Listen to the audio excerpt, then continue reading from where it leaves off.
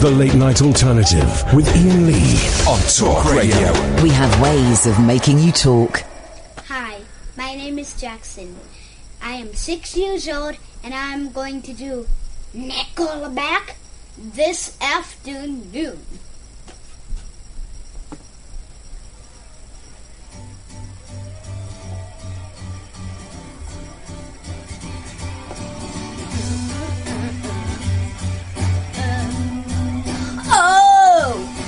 Looking like another Bob Marley day. Thomas and friends as the diesel train, and I'm down, hanging out this afternoon.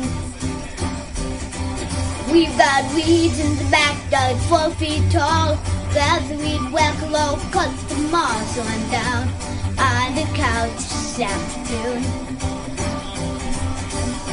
2 spotters laying on the kitchen floor. If we clean them all up, we can buy some more. So I doubt we'll go without this afternoon.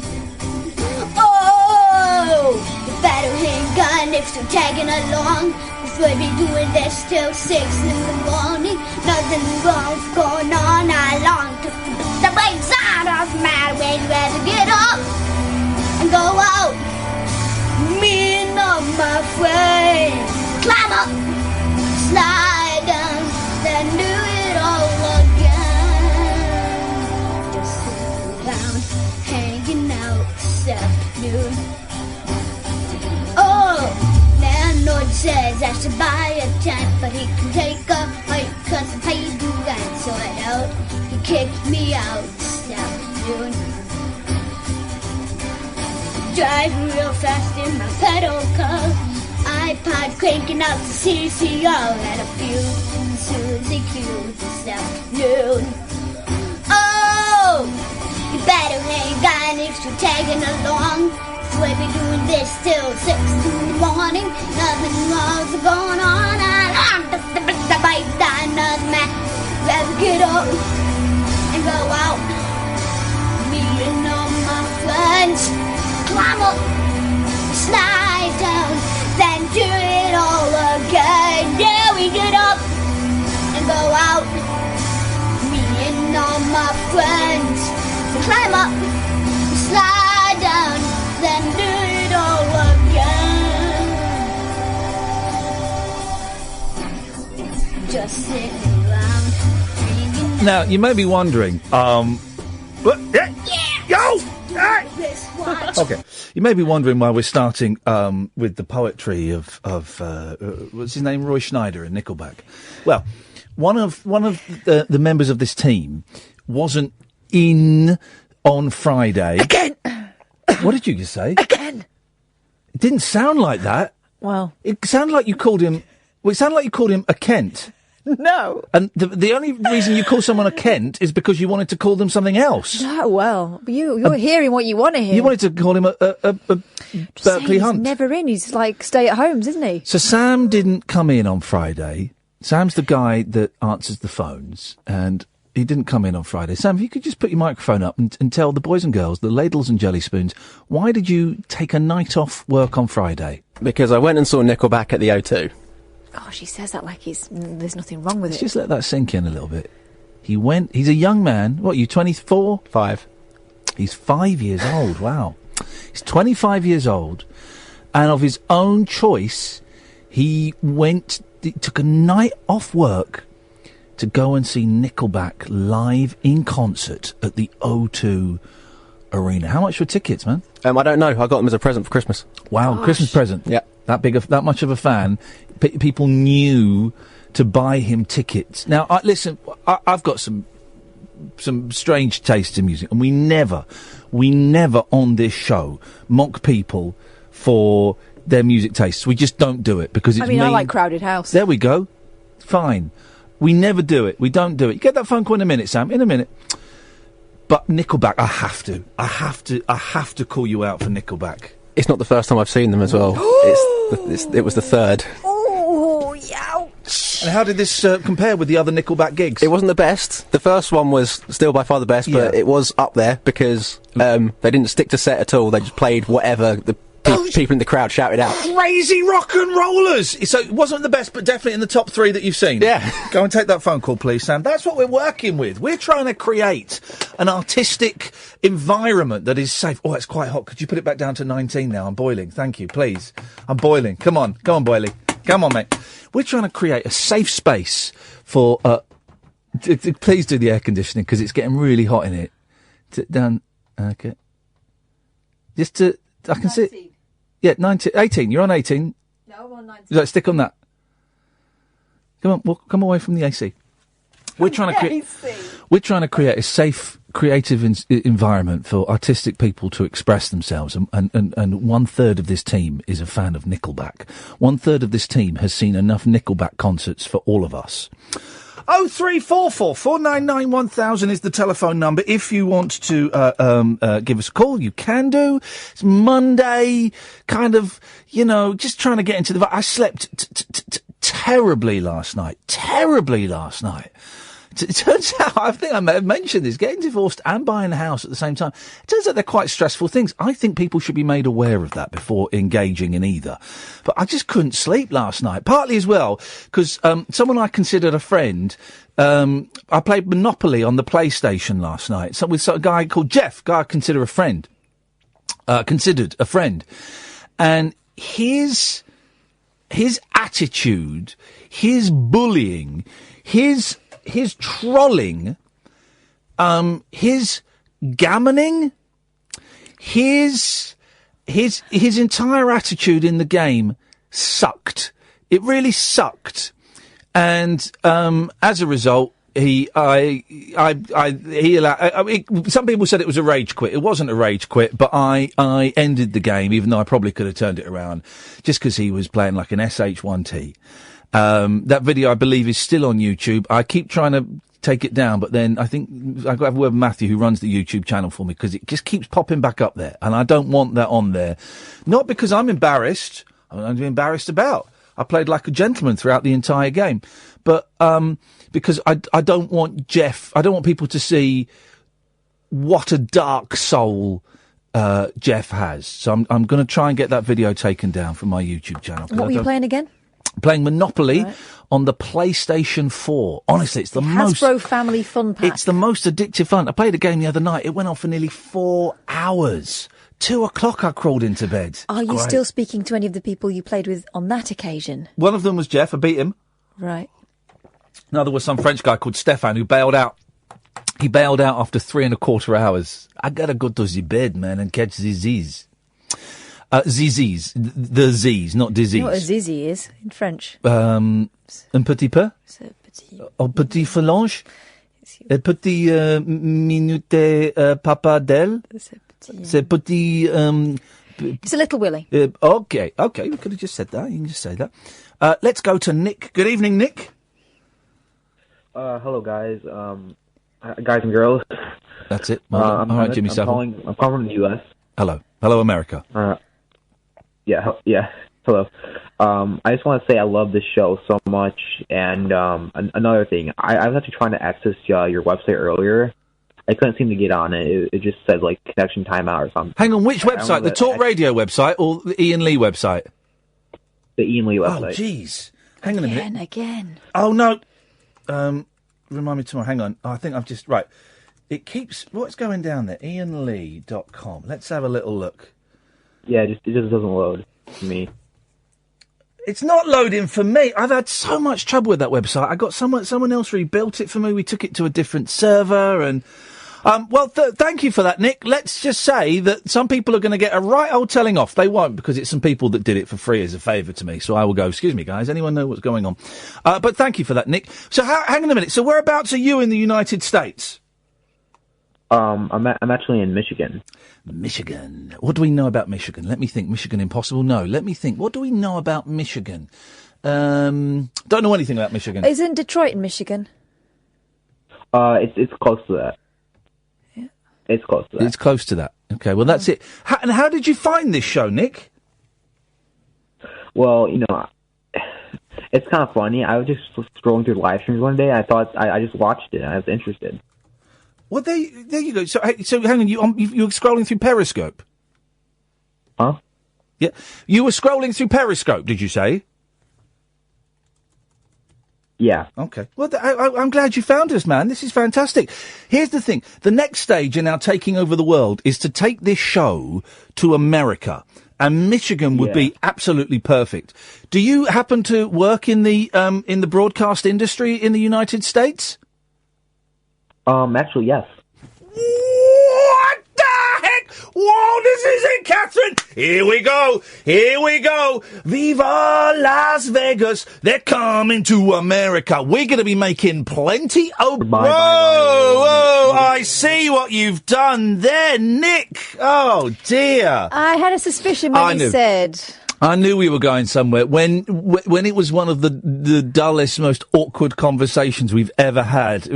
If I have to work that hard to get some juice out of a conversation, let's just say that gentleman swore and said some rather racial language. I suspect one or two of those words may have slipped out onto the radio broadcast. If they did, we can only apologise. He wasn't calling from Michigan either. We can only apologise. We hit the dump button twice, which as we do, but sometimes the second hitting of that dump button doesn't work. Do we think we got it, Sam? We think we may have got it, but some of it may have slipped through, and it was not just bad language, it was also racial language, which is particularly bad. YouTubers and Periscopers, you would have definitely heard that. Congratulations, you win a gold star, but you also get my apologies, because that's not what this show is about. This show is about creating a nice, loving vibe, and well, fair play to him, though. Fair play to him. Fair play. Next time you say you're from Michigan, know that Detroit is in Michigan. Yeah. He was in America, though. Well, I don't think his accent was it? I don't know where he's from. Very odd. All right. Do you know what? It feels like a dangerous night. We're going to go from one risky caller to another one. This is Alan Caddick. Good evening, Hi, Alan. Mark. Sorry? Hi, Mark. You're not going to start shouting out rude words, are you? I'll never do that at 13 minutes past 10 on a Monday evening. Okay, but at 14 minutes past 10 on a Monday evening... I would not do that. It's the C word. It's Alan Caddick. The biggest C word of all. In the entertainment world. Sorry? I come bearing bad news in the entertainment world. Oh, what the Lois Lane has died? Yeah. I'm finding it hard. It's sad, you know, but I'm finding it hard to be moved by that one as much as perhaps other people are. What makes you say that, Ian? I heard the news and I didn't feel it. Okay, I'm going to say it. I didn't feel anything. No, well, I mean, she's practically the same age as my mom. And for her to... my mom's still alive, thank goodness, because she had a hospital scare the weekend. Who, Margot Kidder or your mum? My mum. Your mum went and scared a hospital? That's a bit out of order, mate. There's sick people in there trying to recuperate. No, she went into hospital Saturday night. And she got scared? No, but thankfully she came back Sunday afternoon. Right, okay. Well... Because her diabetes was all messed up. Uh-oh. Well, I'm glad she's on the mend, Alan. Well, she's back home. Do you know what? I've got a feeling your mum and my mum are going to be around for a lot longer than we are. We're running parallels. They're indestructible, those two women, Alan. Like Captain Scarlet and the Mr. One. Captain Scarlet, indestructible. I'd never liked those Jerry Anderson things. No, I only liked two, and that was Thunderbird and Stingray. No, I didn't. The one I could watch on a Sunday tea time was Terrorhawks. Oh, no, that's a classic from my childhood, that is.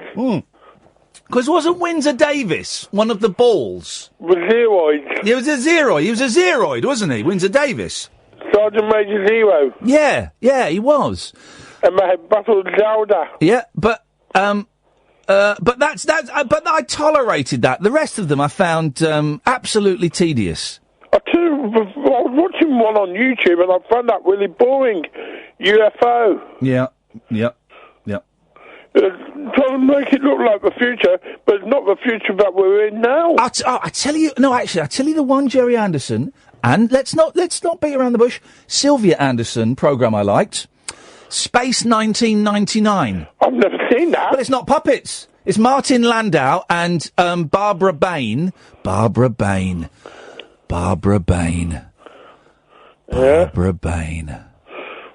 Barbara Bain. Ian! Whoa, sorry, I was falling into Barbara Bain's eyes. Google Barbara Bain's eyes. B-A-I-N apostrophe S-E-Y-E-S.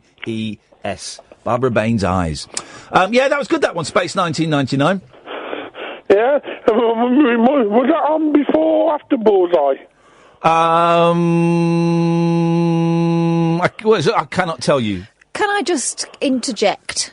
We're talking about old television here. We were going from Lois Lane to Telehawk, and now we're talking about Bullseye. I don't need the post-mortem. I'm just highlighting the fact that we're in forbidden territory.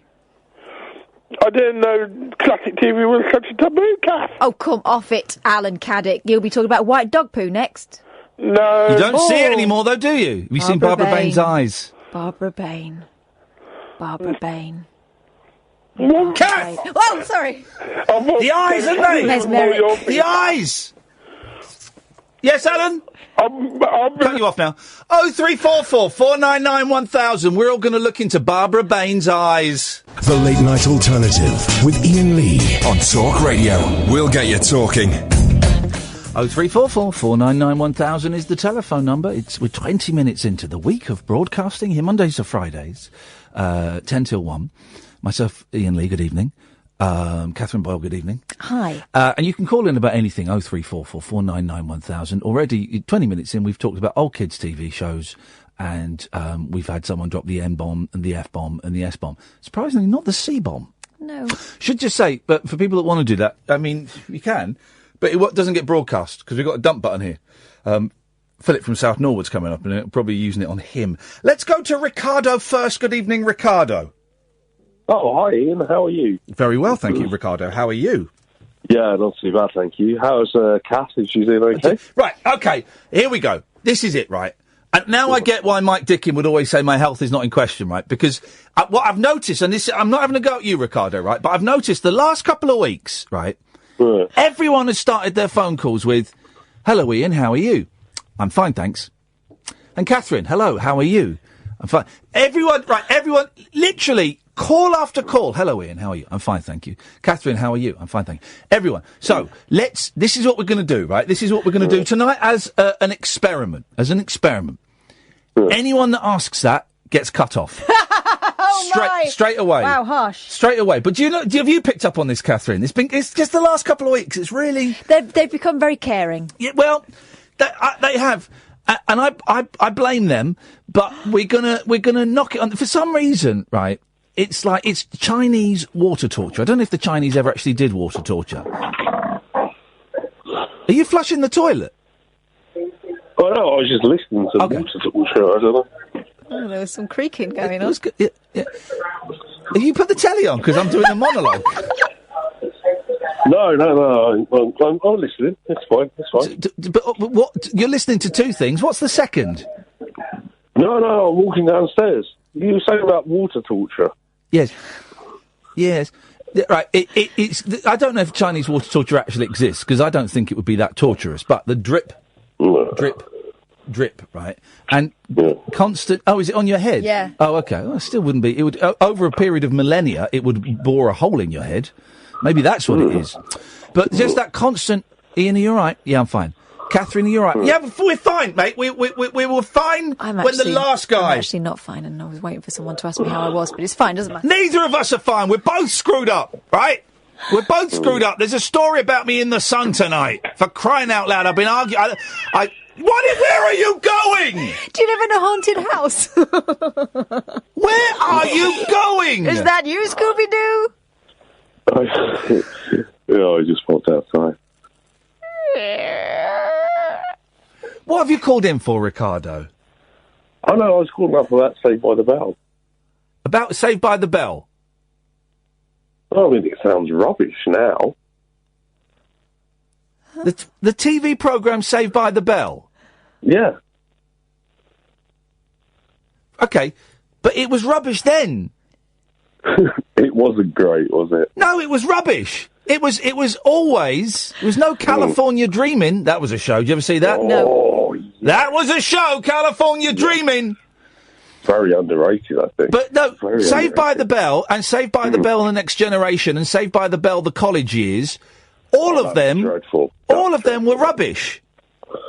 I think the Saved by the Bell, the original, wasn't as bad as we remember. No, hang on a minute. You've just said it doesn't stand up. You're saying it's worse than you remember. I did like the sequel, though, Showgirls.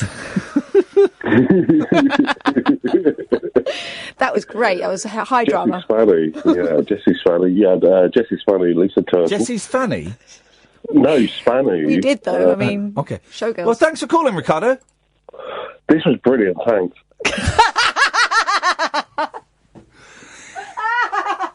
You thought your job doesn't depend on this. My job depends on this. My job depends on this. And it's terrible. Look at this picture of Barbara Bain, though. No, I can't look into the eyes. Let's try... Just to say, right, for fans of old men, the next three callers are Philip, Alistair and George, right? Just to flag that up. Here we go. Let's go to Philip. Good evening, Philip. G'day, this is Wally Dingo with your Monday night Aussie Rolls Roundup. In weekend action, it was the Eagles over the Giants, Carlton over Essendon, Sydney over Hawthorn, Geelong over Collingwood, Richmond over North Melbourne and Port Adelaide over the Crows. I'll see you next week, and remember, hang on to your kangaroo. I like this new incarnation. He gets it done. What is going on tonight? I'm getting delirious sweats going on. Delirious sweats was my nickname at school. I'm getting the old blues singer. This is outrageous. If you listened to Bob Mill's show last night, Bob didn't have any guests, but he had Philip on for about 45 minutes. There's no room for guests. No. What is going on? Right. Who's the next old man? Alistair. Good evening, Alistair. Hello. Yep. How are you? Yep. Off. He just said, how are you? Right, goodbye. Okay, yeah, okay. Prepare for abusive tweets. Here's the thing, and I'm going to say this in advance of George. Don't ask how me or Katherine are. You won't get a mic stick in, my health is not in question. You'll get cut off, okay? I'm just saying that. 0344 499 1000. It's really going to encourage calls, isn't it? Don't ask us how we are, but please phone us up. George, don't ask us how we are. Let's just dive straight into it. Hello. Hello, George. Hello, Wizard Enchantress. Did you get an email from me earlier? Do you know, I don't know if I did, because I think my... let's have a little look. Here we go. Please check a Middle East peace song on YouTube, Inshallah Shalom, recorded over 7 years ago by the youngest Saatchi brother, Philip, and his then 9-year-old son, Eden. Right, okay, well, let's go and have a listen to this.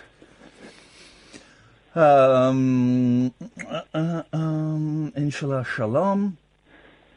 Picture of a pyramid should come up. There we go, picture of a pyramid, hosted by someone called Matthew Hyman. Okay, let's have a listen. Here we go. Saith the Lord, though your sins be as scarlet, they shall be as white as snow.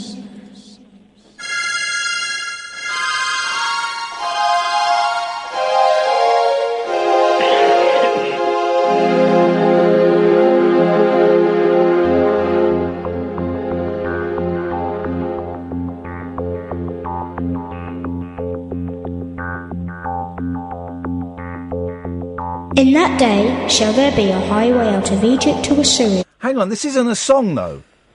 It starts off with Eden reciting a lovely biblical prophecy, which would be really lovely to be heard on this day because of what's unfolding in Jerusalem at the moment. It's 7 minutes 10 seconds long. No. Just let him recite. How long does it go on for? Just let him recite the prophecy. Okay, how long does it go on for?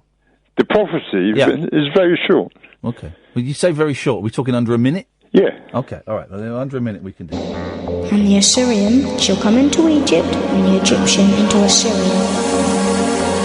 And the Egyptians shall serve with the Assyrians.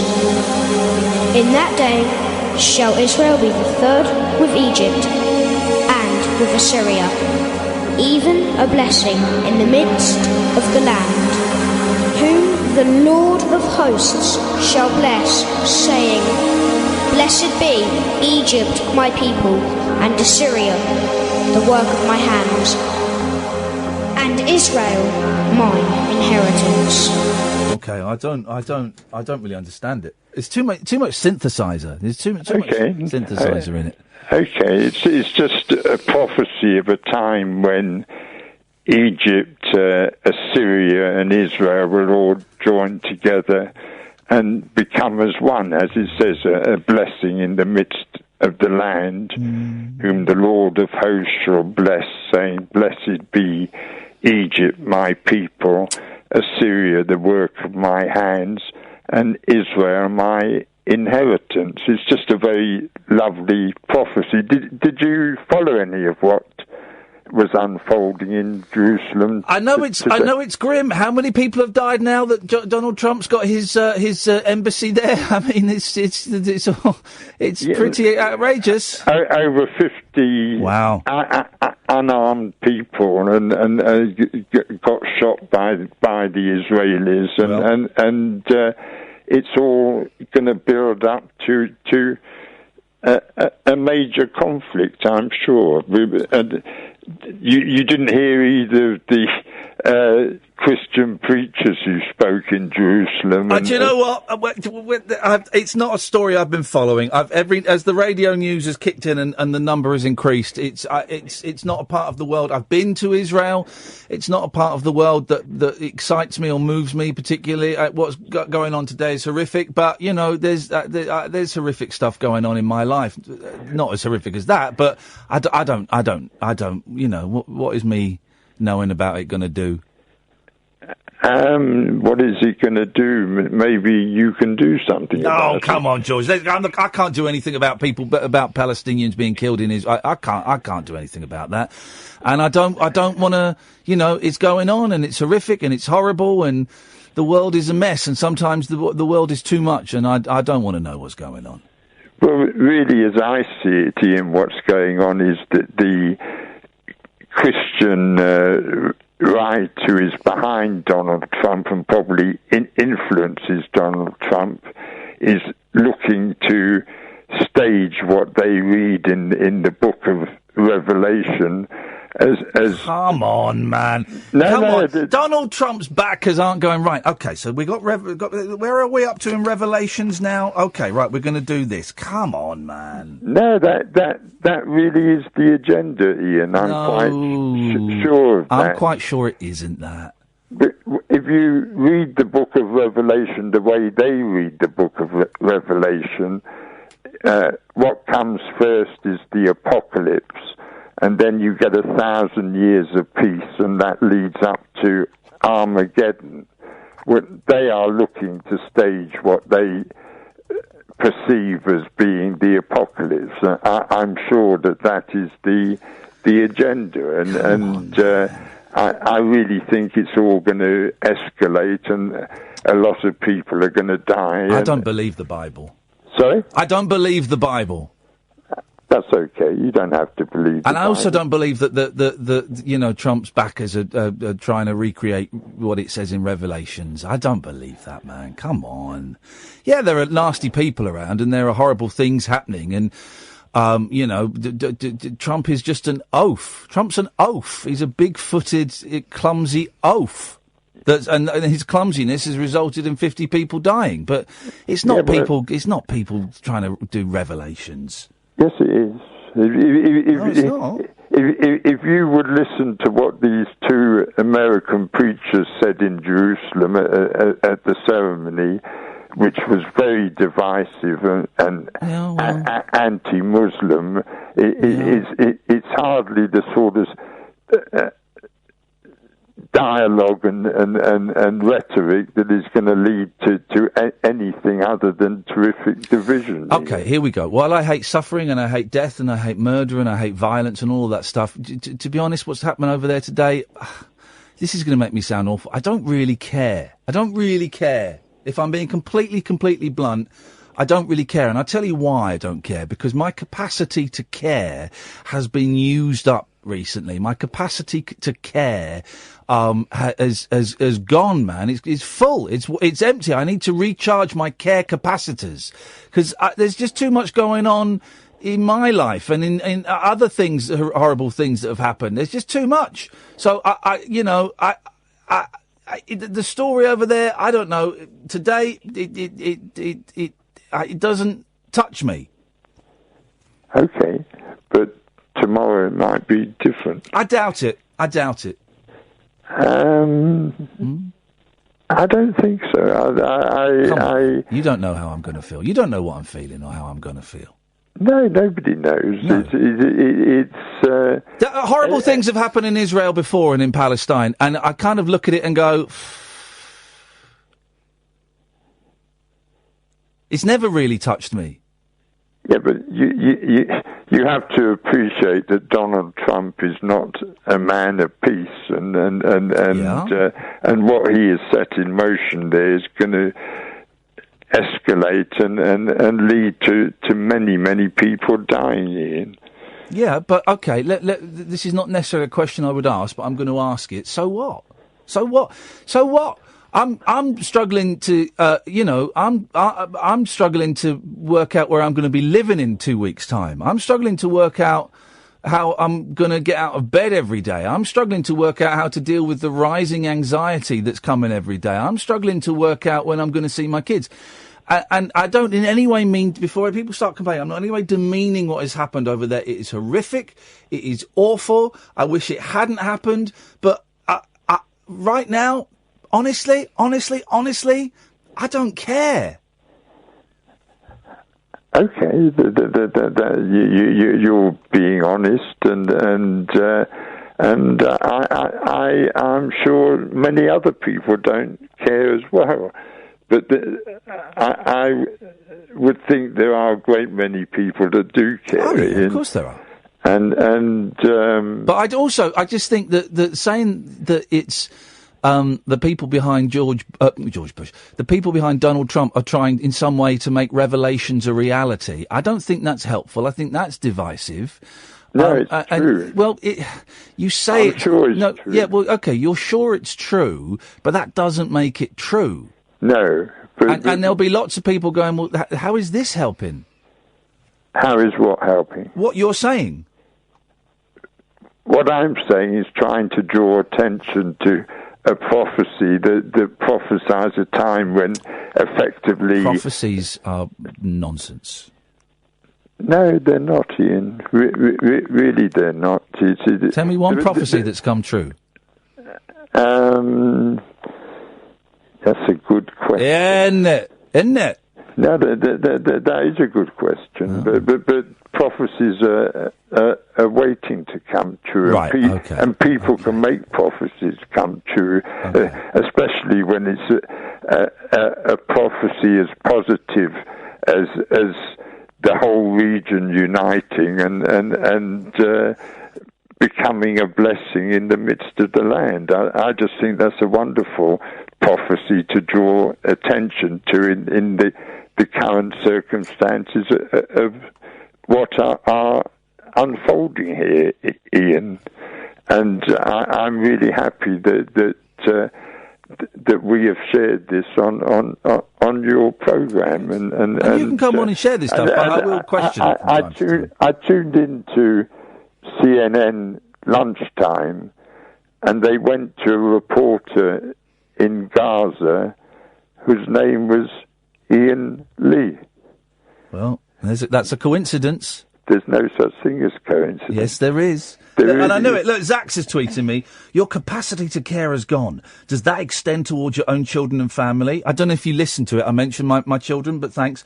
If so, fair enough. But if not, then rephrase your answer. You have no idea how insensitive you're coming across. Oh, no, I've got every idea how insensitive I'm coming across. That's why I'm really choosing my language very carefully and hesitating as I think of the things I'm going to say. But Zax, don't tell me what to say or how to behave or how I should react to something. Don't tell me that, you know. Could I share something very mystical with you? Yeah, go on. In the film that I have in mind, yes, in which you're going to be playing the part of the Wizard of wonders. Yes. The wizard is AKA the spirit of truth. And the spirit of truth, the coming of the spirit of truth is prophesied in John's Gospel. Right. And it says, when the spirit of truth, is come, he will guide you into all truth. Don't know what that means. But he shall not speak of himself, but that which he hears, that shall he I don't understand speak. what that means. I didn't understand the words. Didn't you? No, I don't understand what that means. And also, I do think the Bible is a con job. I don't buy it. But you will. I won't. You will when it's revealed to show what it's really saying between all the mythical stories that exist. And that's going to happen soon, yeah? It is going to happen. Right, nonsense, because for centuries, people have been reading the Bible saying the second coming soon, the end is nigh. Remember the people in the 60s, the 70s, the 80s, the end is nigh. It's coming soon, it's coming within my lifetime. People have said that. That's part of the arrogance of being a human being, that you think that now, our lifetime, your lifetime, my lifetime, these are the ones that really count. These are the ones when Jesus is going to come back. These are the ones when this will happen. He was never here in the first place. Well, no, but whatever, But it's this arrogance of humanity. Hang on, it's this arrogance of humanity to think that every prophecy and everything that's written in the Bible will happen within our lifetime. But people have been thinking that for centuries. Now, Jesus in the first three Gospels is revealed as being the false prophet because he prophesied. I don't want to start dissecting the Bible, man, because it's dull. It's dull. It's not. To you it's interesting. To me it's dull, and it's my show, so it's dull. Yeah. Oh dear. Sometimes you're going to get challenged, George. No, that's okay. You don't realise that you are one way or another becoming involved in something very mystical and magical. I'm becoming involved in cutting you off now. Thanks, George. Nice talking to you, man. Thank you. Ta-ta, bye-bye. 03444991000. This is Talk Radio. The Late Night Alternative with Iain Lee on Talk Radio. We'll get you talking. 03444991000 is the telephone number. You can call in about anything, right? Don't ask how me and Kath are doing, because you'll get cut off straight away, right? And Alistair missed that. And as predicted, he sent an angry tweet. So he's blocked. I'm not in the mood. I'm not in the mood for entitled people telling me what to do, and I just not. So don't ask how we're doing, all right? Angela, good evening. What have you called in for? Hi, Ian. Hello, Angela. What have you called in for? Well, it's about what that last caller just said about all the religion. I just can't wait. I'm dreading the post, to be fair, in the mornings. Oh. Really, because I'll be getting a letter from my family who's very religious saying, "Oh, we won't be here long now because Israel's hotting up." Yeah. I'm just saying goodbye and all that. I'm just waiting. They're writing to say goodbye. Yeah, because they're going to the kingdom of heaven, because Israel's hotting up again. So, right, they're Jehovah's Witnesses? No, they're just different all sorts. Different all sorts, okay. Yeah. And so they're going, when you say they're going to the kingdom of heaven, what, in a suicide pact? No, they just say it'd be like a flash in an eye or so. Okay, so they're expecting there to be like Armageddon come this week? No, the rapture. Yeah. The rapture. Oh, is it Rapture or Armageddon? Yeah, no, right. It is one of them anyway. It's one of them. Okay. But I make aeroplanes out of it, so I go, all right then. Out the window. Okay. I've got no idea. Hang on a second. Just, Angela, stay there a second. Kath, take your headies off for a minute. Take your headies off, right? Yeah. I've been sat here 45 minutes, right? 46 minutes. I haven't got a Scooby. What has happened in the last 40... I've not understood any of the callers. They're all getting my back up. We've had religious nut jobs. We've had racist nut jobs.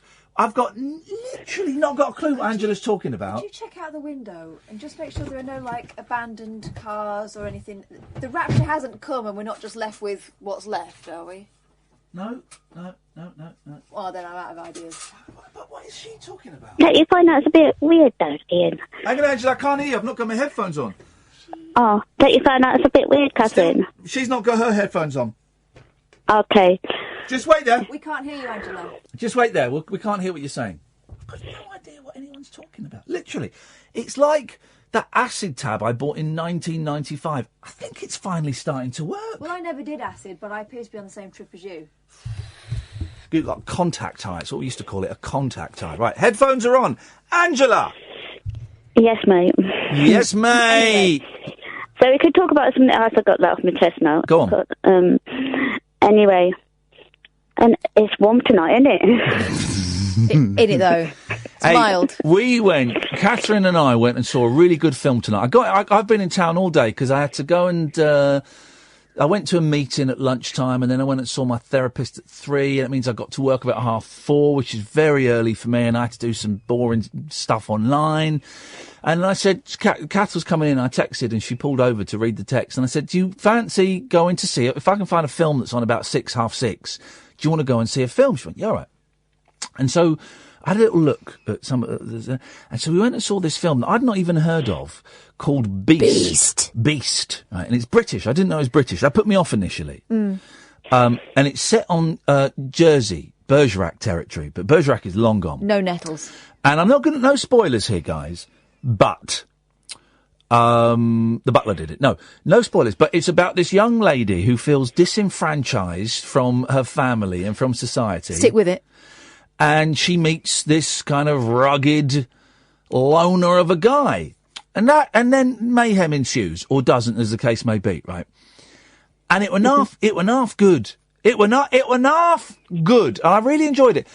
And then I tried to find the young lady on Twitter, so I wanted to send her and the gentleman a tweet saying, I really enjoyed Beast. Jess Buckley. She's not on Twitter. Good for her. She's not on Twitter. I admire her all the more. It's absolutely Boston, that is. Brilliant. But that's our recommendation. Unless she's on there, we can't find her because she's called, like, at Snazzy Jess or something. You nearly said something rude then. Snazzy Jess. You nearly what said, do you think I said? Like, you nearly said, like, Vaggie. Why would I say that? Vaggie. I don't know. Vaggie. Stop saying Vaggie. Anyway, Angela. No. It were good. It were good. Yeah. It was a good film. Yeah. Yeah. Oh.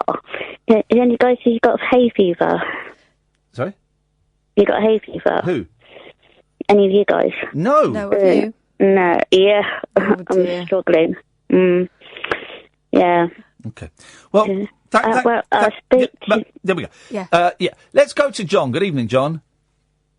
Hi, perfect to follow. By the way... Yes, John.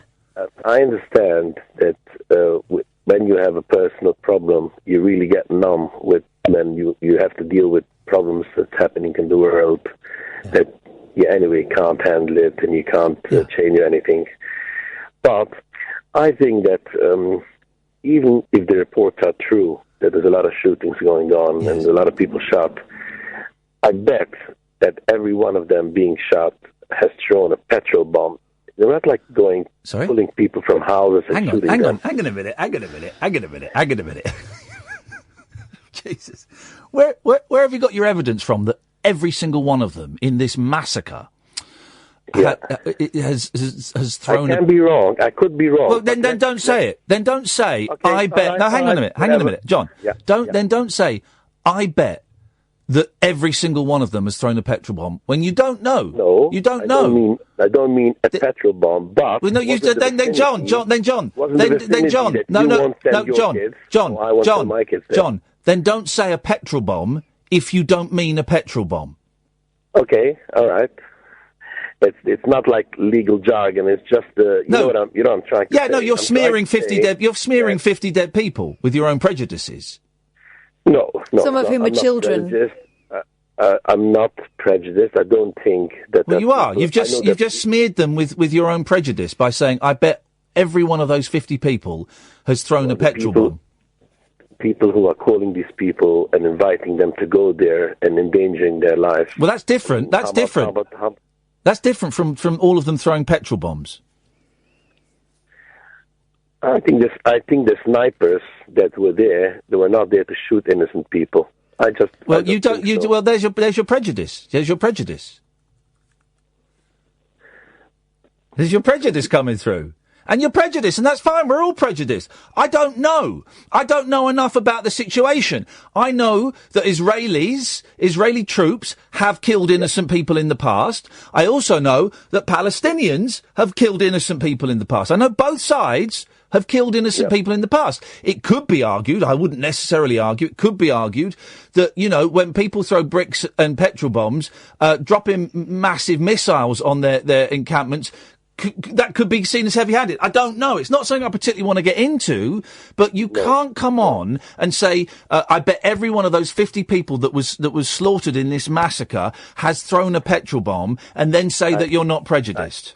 I actually didn't try to defend them. I just came on to understand your feelings towards the whole situation. No, you didn't. I wasn't trying to go into the politics at all. Well, you literally did with your opening line about I bet every single one of them has thrown a petrol bomb. Just like you and just like everybody else, when you read it so often and you see there's so many people and there's no end in sight, you feel like only two people can fight. It takes two to tango. You feel it's kind of... Hang on a minute. You just started that sentence with saying, just like you, just like everybody. No. Yeah.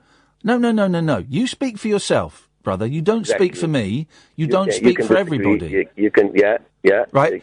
And this whole... Listen, dude, 50 people have been killed in a massacre. Yeah. Don't spout rubbish like it takes two to tango. What a terribly flippant phrase. No. It's been going on for 30 years. It didn't happen today. Right? No, 50 people got murdered today. 50 people got murdered today. Yes, that happened today. Well, if somebody is throwing whatever petrol bombs that they were throwing. You can't just take one word. John, you don't know what happened there, mate. So here's a really polite suggestion, right? Shut your mouth. Stop phoning up radio stations and talking nonsense about stuff you don't know anything about. How about that? How is your call helping the world? It's not going to happen. How is your call going to help the world? What about the 2,000 people that were injured? Were they all throwing petrol bombs? No. Right. It's just a matter of reality. No, it's not. It's a matter of your reality that is couched in prejudice. You can beat around the bushes. Yeah, but if you want to pull an argument, you got it. No problem. You disagree with me all right. No, I disagree with you spouting. I disagree. Want to be realistic, no, your realism is that all 50 people were throwing petrol bombs. I didn't say that. Yes, you literally said that, John. You literally. You're widening it a little bit. No, John. And I don't blame you. John, I don't blame you. Sam, put that phone down. Find the clip at the very beginning of Sam's phone call when he said the 50 people that were shot were probably all throwing petrol bombs. Can you find that? It's right at the beginning of John's call. We'll find the clip, John, and we'll play it to you, mate. Of you literally saying that. Well, you interjected in the middle of my sentence what I was trying to say, and if you want a clarification, you can get it, or you can jump on me, no problem, I can take it. Believe me, I can take it. But I don't care if you're a tough guy or not. You're phoning up spouting prejudice nonsense about a situation that you don't know the specifics. You can call it prejudice to emotionally blackmail me. It won't work. I'm not emotionally blackmailing you. I'm speaking a fact. Well, you are prejudiced. Well, what I said facts don't work with you. What I said was they didn't look for people to kill. It's a war zone. Man, it's a war. And in a war, people get killed. People protesting get killed in wars, do they? Nobody invited 2,000 people to come and throw rocks and bring the children. So hang on, now you're doing the same thing. You're doing the same thing. You're now saying that they were all throwing rocks? So your version of prejudice and my version of reality may have met. No. You're prejudiced. I don't know what happened. I don't know what the Palestinians did. I don't know what the Israeli did. All I know is that 50 people died and 2,000 people are injured. John, stay there. This is exactly what you said at the start of this phone call. Play it, please, Sam. I bet that every one of them being shot has thrown a petrol bomb. They're not like going... There we go. John, I bet that every single one of them shot was throwing a petrol bomb. And yet you didn't say that. I'm widening out. I was in the middle of saying a lengthy sentence. How would you have ended the sentence, John? How would you have... John, hang on. I'm going to let you answer. I'm going to let you answer. How would you have ended the sentence that started, I bet every one of them that was shot was throwing a petrol bomb? End that sentence. I'll tell you. When I'm sorry to bring an analogy of PlayStation. No, I don't want an analogy. I want you to end that sentence without an analogy of PlayStation. I'll end it as I was intending to end it. Right? I think you ended Those professional snipers, I can only assume. I was not there, and I don't know anything about strategy.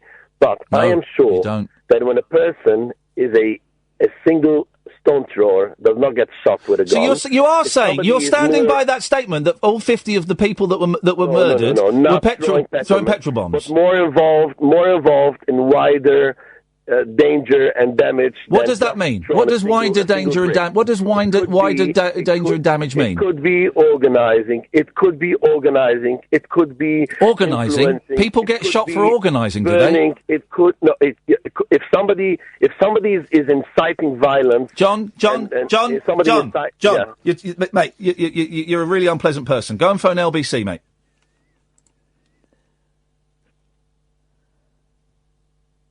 Your prejudice is not welcome here, brother. No need to welcome me. No problem. I don't welcome you. Peace. Enjoy the religious fanatics calling you back. Yeah, I think you might be one of them. Peace be with you. But your prejudice leaves a horrible taste in my mouth. So thanks very much. Yeah, I hope you get better. Anyway, bye. What do you mean better from what? From the problems. What problems? Personal problems. I wish you better. That's a weird, macabre no, I wish you thing. better. That's why I called you. I wish you better. It's not why. I didn't mean to. It's not why you. I love your bluntness. I don't know you. You don't know me. No. And I mean being entertained by you. I hope you get out of your problems. That's it. All right, John. Thanks for an argument. Okay. That's it. Thanks very much for calling. Honestly, that hour of radio. Thank you, Sam. Quick fingers there. Despite being a Nickleback fan, that hour of radio. I've got no idea what happened. Am I going nuts? Someone is. 0344 499 1000. This is Talk Radio. The Late Night Alternative with Iain Lee on Talk Radio. We have ways of making you talk. Never made it as a wise man. I couldn't cut it. This is a country song. I think it is. He couldn't cut it as a wise man. Couldn't make it as a poor man stealing. There's a guy talking about how he's feeling. Sounds like someone singing a sad song. Too slow. I know this guy's young, and I think he's trying to sound old. Yeah. I liked how it went. It was kind of slow, and then you weren't expecting how it went. Oh, like, woo! And then it's rock. I like the instrument. It's like drum playing. I think that the drums are really cool. They know how to keep the beat. Not at all like me. Nickleback. My mom doesn't really like them. It's not really a sad song. It's just the way he's singing it. It's a little bit sad, and it's like when I went to the CNE and I got lost. I feel like it's a song like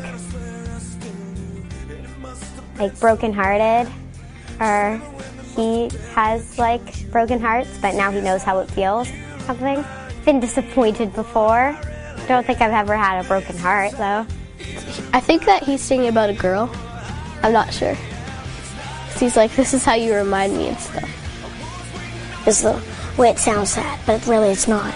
Something about, that he was wrong about something, and she was right. I like those, like, kind of like fill things. They're like...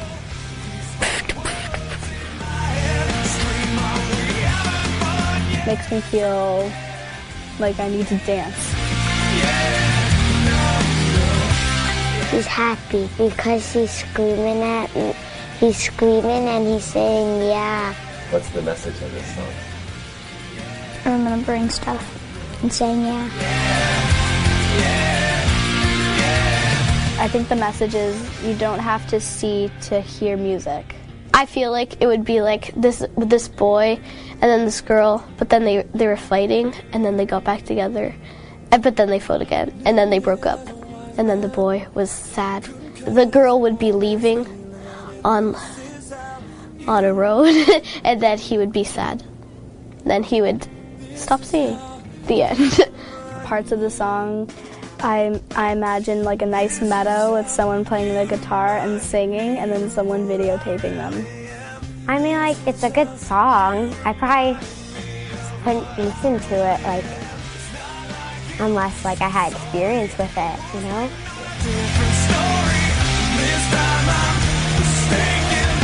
I like how it just is really, you could rock your head to it. It's not, like, slow, and it's not boring. It's very interesting. I don't know, this sounds like a good song to, like, listen, like, just with headphones on. Or, like, on the radio, but not, like, playing it all with your friends. Us kids reviewing Nickelback. They're all coming out of the woodwork tonight, right? You never guess who I've just had an email from. Have a guess. Ken? No. Wasim. Oh, that guy. Listen to Wasim's advice. Right? I do tune in from time to time, Ian, but just want to depart some wisdom our way.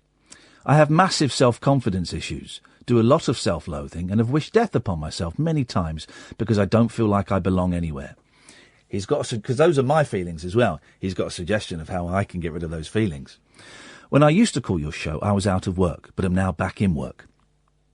I began praying more regularly and am now largely at peace. You should turn to God. It's an arrogance when mankind refuses to prostrate before the Lord. And I don't mean that in a bad way. It's an arrogance when religious people think that the solution that has worked for them is going to work for everyone else, and that those people who aren't religious, you know, what he's saying here is, my depression is because I don't believe in God. I believe in higher power, by the way, guys, but I don't believe in God.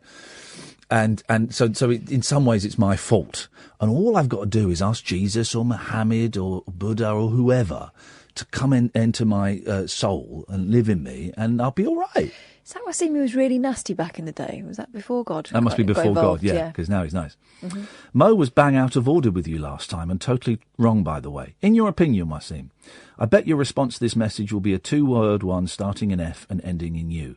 But I'm coming from a place of love in a brotherly and natural sense. No hard feelings, bro. Right, you're not my bro. Secondly, you're coming from a place of arrogance. Thirdly, you're obsessed with me, man. Just stop listening, dude. Stop listening. And that arrogance of people who think, well, religion works for me, so it will work for you. And if you don't turn to God, you know, depression, Wasim, isn't for the most part a lack of godliness. It's chemical, it's situational, it's built on historical things. It could be genetic. There's so many different things. So thank you. But no thank you. I mean, they're all coming in. Here's the thing, guys. Don't phone in and ask us how we're doing tonight. Otherwise, you will get cut off straight away. With that in mind, we go to Glyn. Good evening, Glyn. What have you got for us tonight? Ian, you give me the love vibe. Oh. You started off tonight saying you had the love vibe. Yes. And it's got more and more serious. Okay. So can we please serenade Cass? Can you please not? With a song. Go on then. No. Do you remember Top Gun? Go on then. I'd like to keep it special by just leaving it in the memory, but if you insist. Well, we can have a go, me and Ian, can't we? I'm not getting involved, Glyn. This is your project, away you go. I just want to say this is a forced, non-consensual serenade. Yeah. You can be Maverick, or I can be Moose. Okay. Moose? You never close your eyes anymore when I kiss your lips. And there's no tenderness like before in your fingertips. I just wanted to lighten the show, Ian. It got a bit serious, mate. Thank you, Glyn. Much appreciated. Tutty bye. I think he meant Goose, and I've not even seen the film. I want to see Moose. Let's go to Patrick. Good evening, Patrick. Good evening, Ian. How are you? Very well, thank you. Oh, thank you very much for playing my song. Oh, it's Patrick! The show. It's Patrick. We played Patrick's song on Friday night, I think. Catherine, it's Patrick. Yes, I remember. Acre Lane Nights. Yes, thank you very much. We got very nervous because the way you sing fox, and don't say it because you'll get us in trouble, but the way you sing fox sounds like a very naughty word. Oh. You might want to work on your enunciation, darling. Yes, we definitely will, Ian. That's a tremendous suggestion, you know. Again, it's like a little bit of that Americana accent. Yes. Yeah, well, you got a great accent. Whereabouts in the States you from, Pat?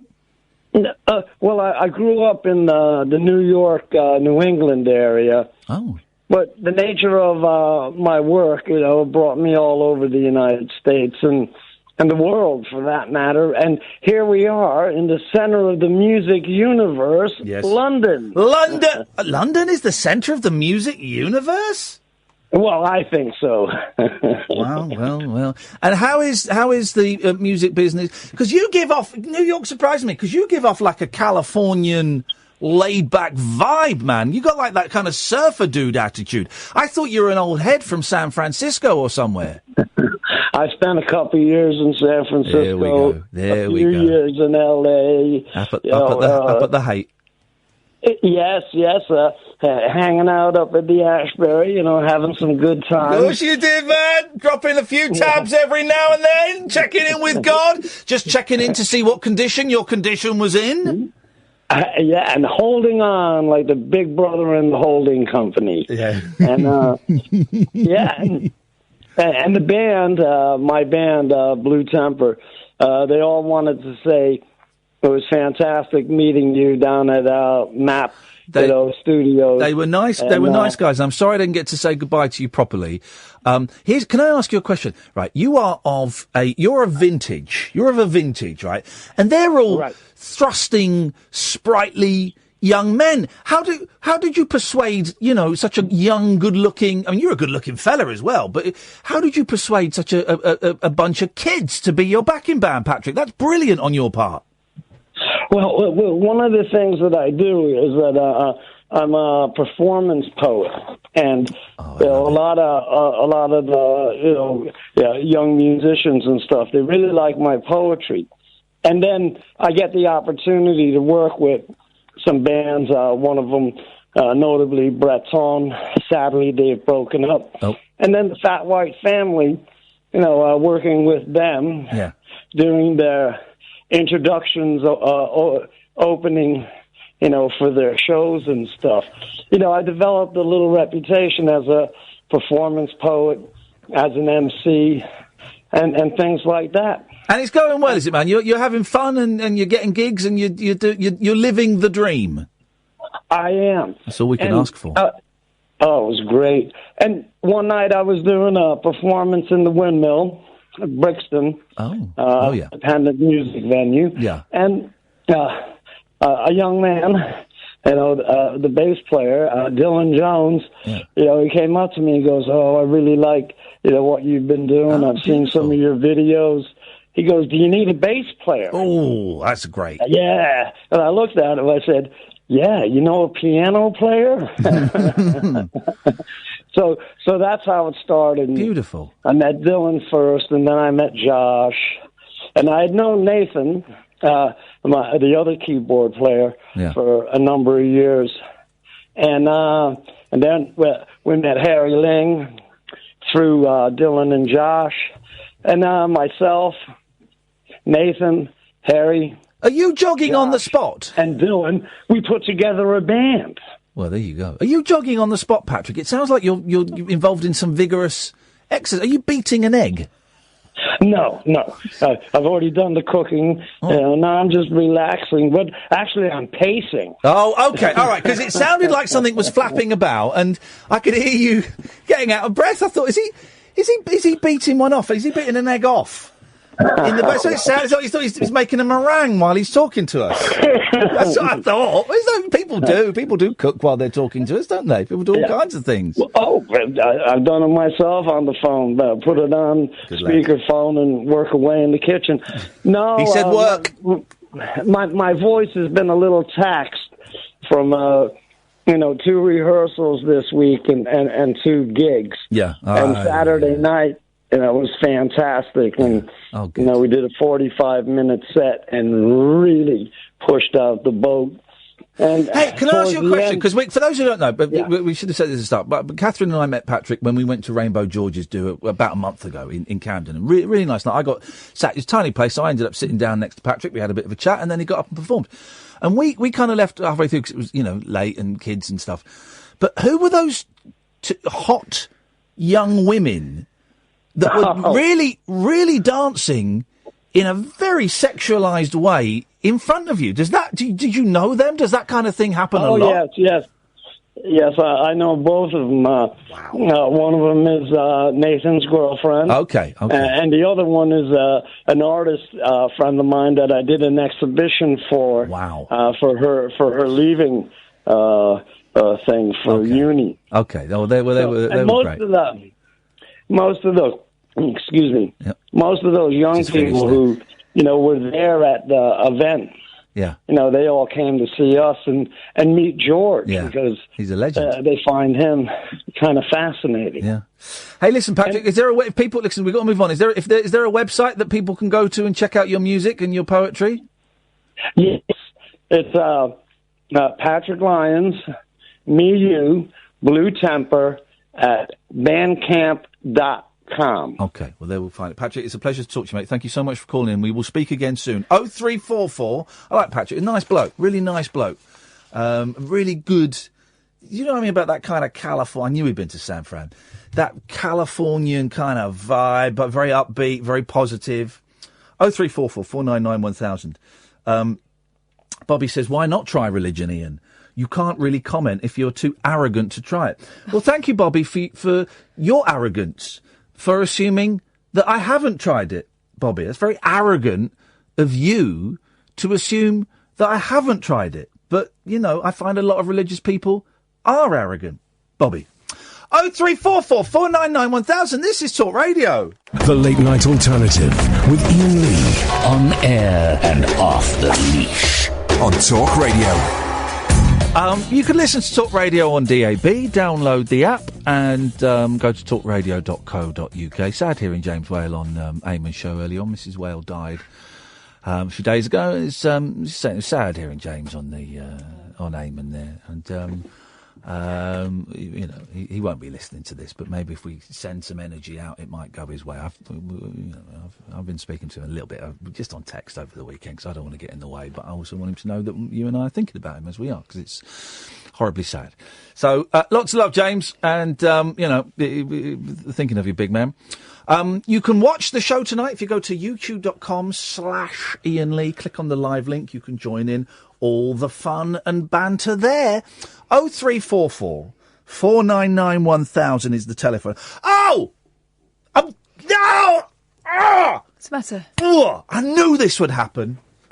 Right, so, I've been let down a lot by American television, right?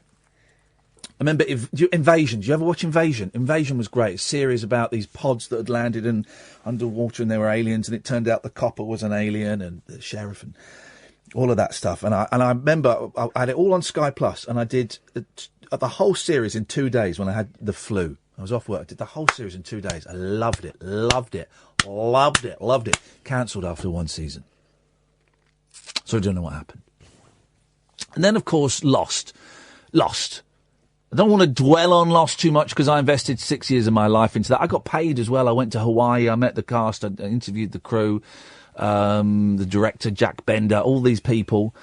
And the last 20 minutes was a Mickey take. Let us down.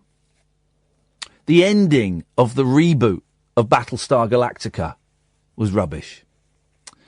The ending of the penultimate season of Fringe was rubbish. And then the whole last season of Fringe was rubbish. So I'd given up on American television. I've given up. I've not really watched anything since Fringe, right? And that was 3 years ago, maybe 4 years ago. I've given up because it's just, I've been let down too much. And like someone who's been brokenhearted and has sworn never to get into a relationship again, something caught my eye and it smiled at me coyly and it just fired off things that I thought I'd locked away for good. And I started flirting with an American television show.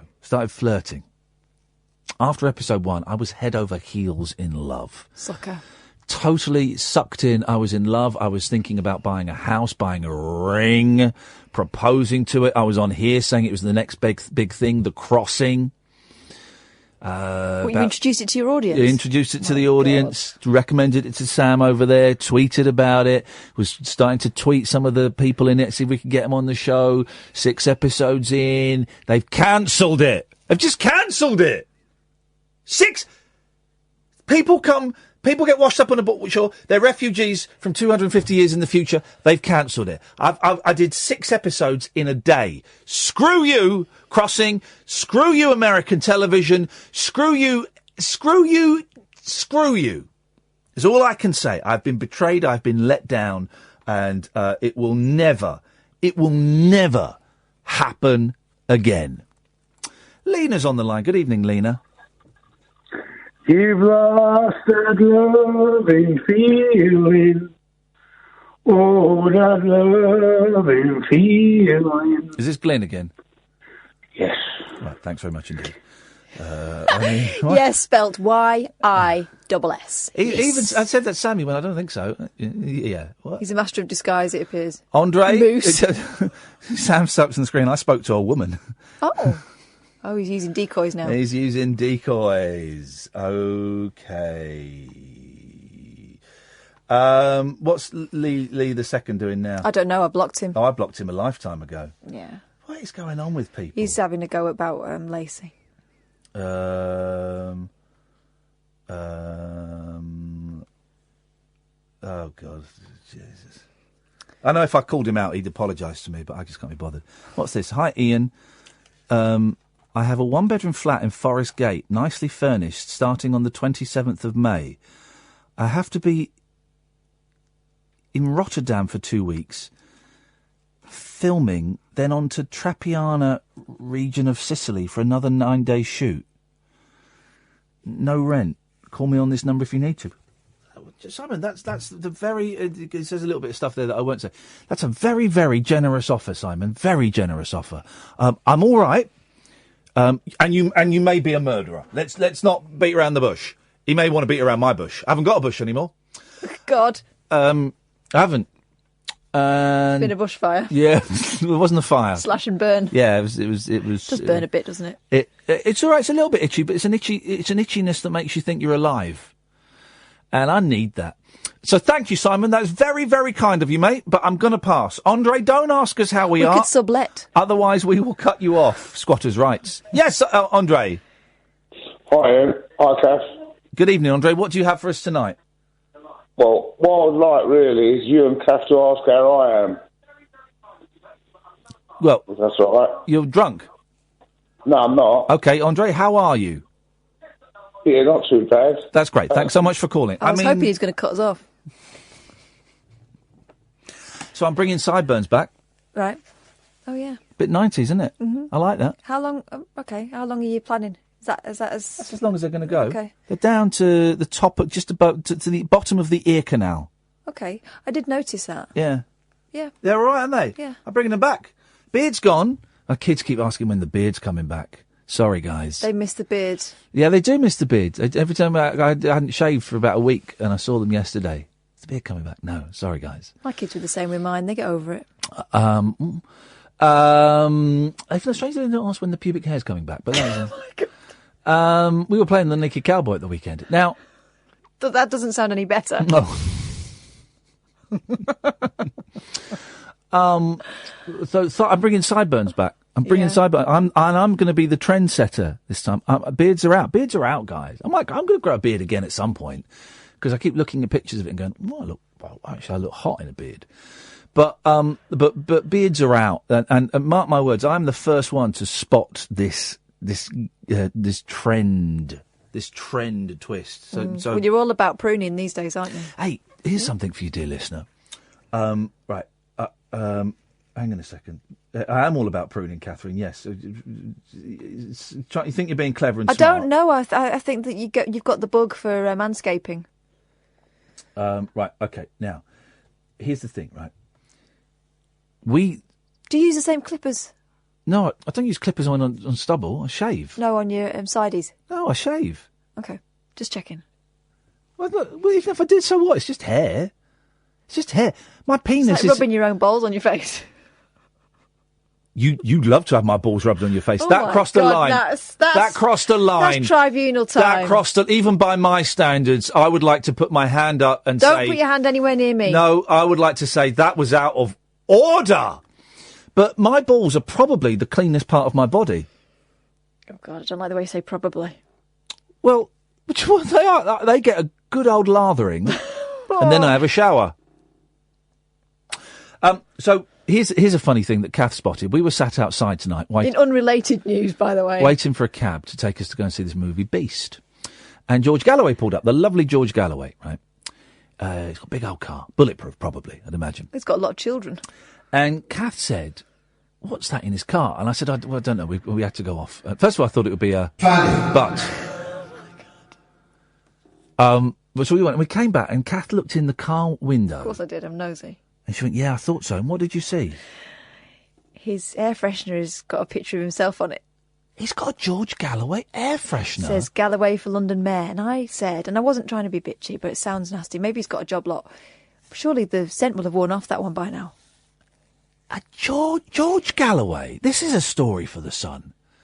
George Galloway has a George Galloway air freshener in his car. I bet it smells of himself. Well, the thing is, that wouldn't be a bad thing. He smells great. He's a very fragrant gentleman. Him and Ozzy Osbourne are the two nicest smelling people I've ever had the pleasure to sit in a room with. You know, he smells a very stylish man, is George.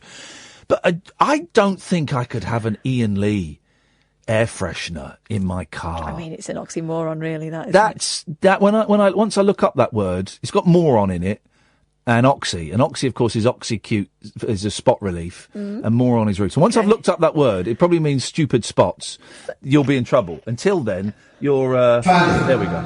0344 499 1000 is the telephone number if you want to give us a call. This is the Late Night Alternative on Talk Radio. Unmissable late night radio with the original king of unconventional conversation. Make contact with Iain Lee. The Late Night Alternative with Iain Lee on Talk Radio. So I'm talking about how TV has betrayed me, right? So now people are recommending TV shows I should watch. Listen to this from Paula. Paula means well, but she's obviously a lunatic. You need to watch Lucifer. I've heard that's good. It's really good, but we're currently in a hashtag Save Lucifer campaign. So she's recommending a show that's being axed. It's endangered, yes. Flipping heck, man. Stop it. If I ever watch a show again, it'll be a complete show that is finished several years thence, and has a beginning and has an ending. What, like Lost? Well, like Lost, but without a shit rubbish ending. He looks at the post-it that says "Do not effing swear." Yeah, well, I'm trying to live up to it. I'm trying to live up to it because we have a lot. I've realised. This is what I've realised. I have realised that a lot of young people, by young people, I mean like 13, 14, 15-year-olds, listen to this show, man. Illegally, yeah. What's illegal? What do you mean illegally? I like that. It makes it sound more rock and roll. Okay, yeah. They listen They're to... lying in bed listening to an old man talking about his balls. Okay. Oh, that's actually useful life advice that I'm giving them. But all their dads like blunt razors. Please, mate, stop talking about children shaving their testicles, right? I wasn't. You talking about teenagers. I would say 13 is... All right, moving on. So I'm really doing my best to UMG, up my game. What UMG stands for? UMG, up my game. PMA. You piss me off. No. Piss me off. Is that really what you were spelling out? Piss me off. No, positive mental attitude, like the advert. Yeah. So what I'm doing, what I want to do is I want to be inspirational to the youth, to the young people. I think you should just leave it alone, mate. No. So can I just say this to any can I say this to this camera? Because what we'll do is we'll upload this as a GIF, and you can share this Hang on. on, can I just take the time? 11:33. Yeah. This is for you can upload young people. You can upload this, and you can WhatsApp it, Snapchat it, and Snapchat. Bebo it. You can do all of that stuff with this. This clip is for you. Be quiet, old lady. Be quiet. I'm younger than Be you. quiet, old lady. Be quiet. Be quiet. Be quiet, mom. Be quiet, square. Be quiet, grandma. Your dungarees getting a twist. Yeah. Did you put your not a basque? What do they call it? Just stop talking. What's the thing? Just stop. Did you put your don't forget to cover your ankles, Victorian lady.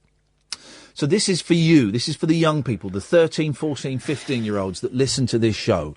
My name is Iain Lee, and I know a lot of you look up to me as an inspiration in terms of mental health, in terms of education, in terms of witty banter, in terms of memes, in terms of gaming, love gaming, in terms of life, in terms of what you hope you can be when you get old like me, okay? Because I'm still with it. I've still got it. I'm still hip. Not like your parents who are squares, or your teachers who are asses. Oh, stop. Please. So what I would like to say to you is I am going to UMG PMA. I'm going to up my game with a UMG WAPMA. I'm going to up my game with a positive mental attitude. Hashtag, you can start sharing this. Hashtag UMG WAPMA. Do it with the hashtag, please, and tag me in it. And I'm going to do that for you, and that means no swearing on this show, no smutty innuendo.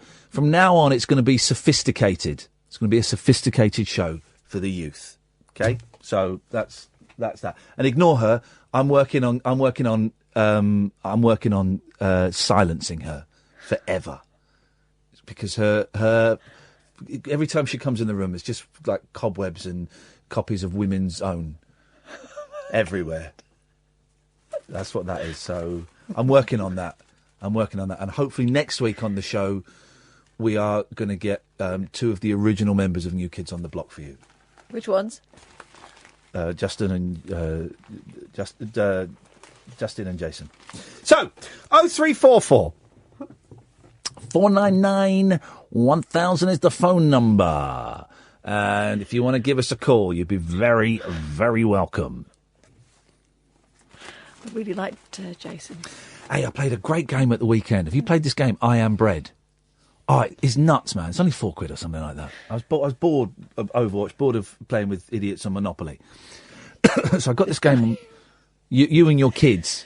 Oh, they wipe the floor with you. Shut up, man. I beat you. I've got video evidence of me beating you, so don't even give me that. You were recording my kids? Oh, no, I didn't record that. But anyway, well, I have it, yeah. Oh. So, I haven't got video evidence, but you know that's a lie, what you've just said. I won that game. Okay, right. Well, you say that, but... Okay, so... Calling some children liars. Okay, well, I'm going to record the next game, and I will share it if I have to. So, but I got this game, I Am Bread, right? It's like £4, right? And basically what it is you're a slice of bread, and you have this desire to be toasted, right? So level 1, you're in the kitchen. You've got to get from the table to the toaster, which is way on the other side of the kitchen. If you touch the floor, you get dirty, and it gets dirty. If you get too dirty, the game is over. You've got to start again. But then there's like this weird thing where you get this special cream that makes you invincible to dirt, which is good. Like butter? No, it's not butter. The butter doesn't do it. It's this magic thing, which is good because I kept falling. The toaster is right by the cat litter tray, and I kept falling in that cat litter tray. It's really hard. So you've got to flip the bread over. Bread has to climb up, as you've all seen bread climbing up in the thing. And I was playing that, and I was streaming it online, and I had the biggest audience I've ever had. 86 people were watching me playing as a slice of bread. Got to the second level, I couldn't do it. Because you've then got to you've either got to explode the TV to cook yourself on the TV explosion. As someone on YouTube said, that exploding TV toast, there's no taste quite like it. or you've got to make it to the electric fire and do it. And I must admit, I found the controls were doing my head in. It's doing my head in. Who writes these games? It sounds like an infuriating game. Well, it was infuriating, but it was good. Also, food prep should not be like that. No, it was our fun. I'm going to have another crack at that. I might have a crack at that tonight. Or what I will have a crack at tonight is Worms Armageddon. I've just downloaded it. I've not played Worms for ages. I love a bit of Worms. Exploding sheep. Get Worms. 20 quid? Jog on. It's an absolute classic. Unless, hang on, Sam's going to type on the screen that he's got it and he's going to lend it to you. Is he? No. Is he? Well, miserable. Not after what we said about Nickleback. All right, I bet I can buy Worms Armageddon. I'm going to buy it for you. Thank you. Oh, I am actually going to buy it for you. I ain't buying it. Yeah, I'm trying to buy. If you want me to play Worms with you, then you're going to have to provide the worms. I'm trying to buy a house, and I bought a lady an online shop last week, and now you buy me. Okay, right. Let's just go to the adverts now. The Late Night Alternative with Iain Lee on Talk Radio. Is the thing I hate most about you is your inability to operate the camera on PlayStation games. I've never had to do it before. I'm still getting the hang of it. Well, you've been playing Tomb Raider for ages. Get the hang of it. Rob, a reminder to all our callers tonight, 03444991000. Please don't ask how me and Katherine are. You'll get cut off. Good evening, Rob. What have you got for us tonight? Good evening, guys. Rob, what have you got? I was just going to ring in and say, when you were talking about the teenagers that were listening illegally, that was me. That was me when I was listening to James Whale as a kid. Yeah, and Oh, look, yeah. When he used to broadcast up in Lancashire on Red Rose Rock FM.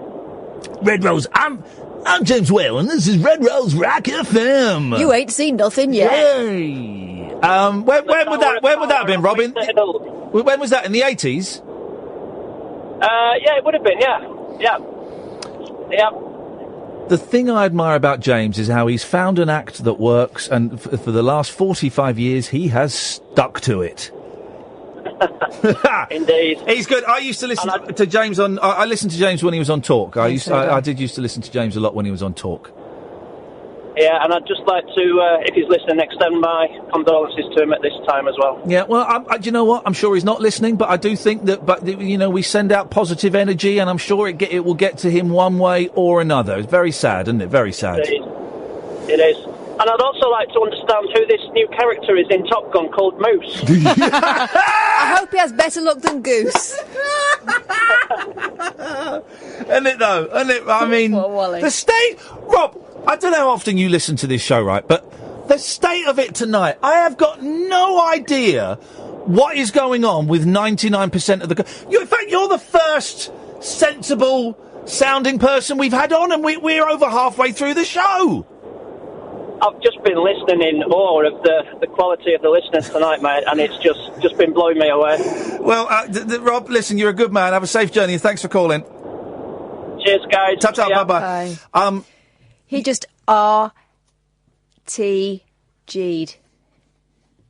Raise the gamed. Mick! Hello! Hello, Mick, what you got for us? I've got a very smelly clutch. Thanks very much indeed. So, right, if the kids are listening illegally, it's probably time to go to beddy buys now, the little ones, because it's about to get a little bit blue. This is for the dads. Randy, mums. Randy couple take on month-long sex challenge. Randy. Well, they're only using the paper. 30 lays in 30 days. We need some... That's not a challenge, is it? We need some sexy music. Hang on, let's get some sexy music. Yeah, of course it is. Sexy music. Let's get some... Here we go. So let's get this. Here we go.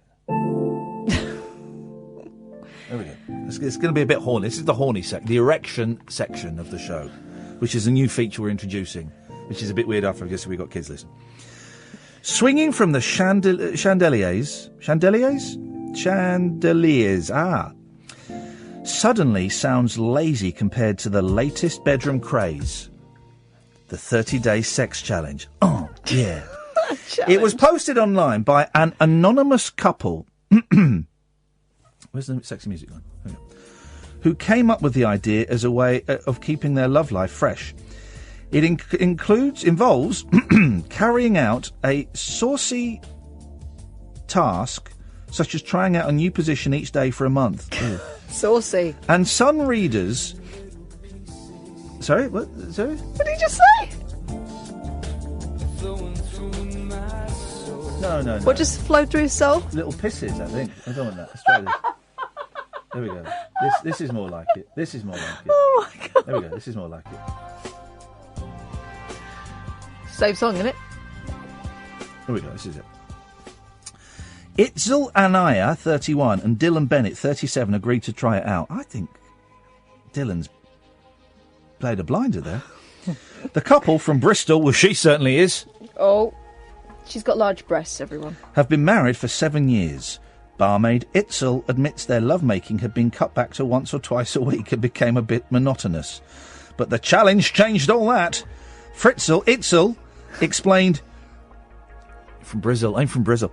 Has added a bit of sparkle and kink to our sex life. I reckon now we have sex at least 3 times a week. Huh? Builder Dylan added, I like that we explored new things and it brought us closer. I'd recommend it. Maybe not the bum stuff. Oh, no! Here, Emma Pietras shares the diary of their steamy month. Okay, so we've got a month. Day 1. Task. Have sex Take your socks off. Have sex at a time other than before bed. Itzel says, that's the lady. We were in a rush as we were due to travel up north, and my mind was more into packing my bag and being late than the sex itself. So many euphemisms. Not the best start to the challenge. Oh, she's too busy. Day 2, task. What happened? That was it. They did it, but she was focused on the journey. Mm-hmm. Browse a list or book of sex positions, or watch a Kama Sutra video together. Pick new positions to try. Dylan says, we went online to read a Cosmo article. We've never looked at anything like this together, says the couple pictured in their pants and stockings. So it was an interesting experience. It gave us some inspiration. Day 3, have sex twice in a day. Oh, not a chance, mate. Dylan says, we only managed to have sex once because we were both exhausted. They're not putting their backs into this, are they? Itzel works nights and I work during the day, so things can be hectic. We tried again a different day. Round 1 was a quickie in the morning, but sadly round 2 was interrupted. Bye? This is weird. Day 4, task, read erotica before bedtime. Oh, God, don't. That's going to really turn you off. This music is there we go. This one's called Music for Sex. There's a picture of a lady's bum. There we go. This is it. Music for sex. No. Hang on, I've got to find some sexy music. No. Be well. Okay. That's right. Okay, I think this should do it. Right, here we go. So. There we go. That's better. Day 4, task, read erotica before bedtime. Itzel says the sex was really nice. I like it when Dylan takes his time. I hate rushing. This was soft and slow. I suggest that they've got a problem in their relationship. Yeah, the problem is they're telling the son about it. Day 5, task, have sex in the shower. Dylan says we were a little anxious about falling over, but we did manage to finish off. Hang on. What? They've never done that before. They've been married for 7 years. Have you done it?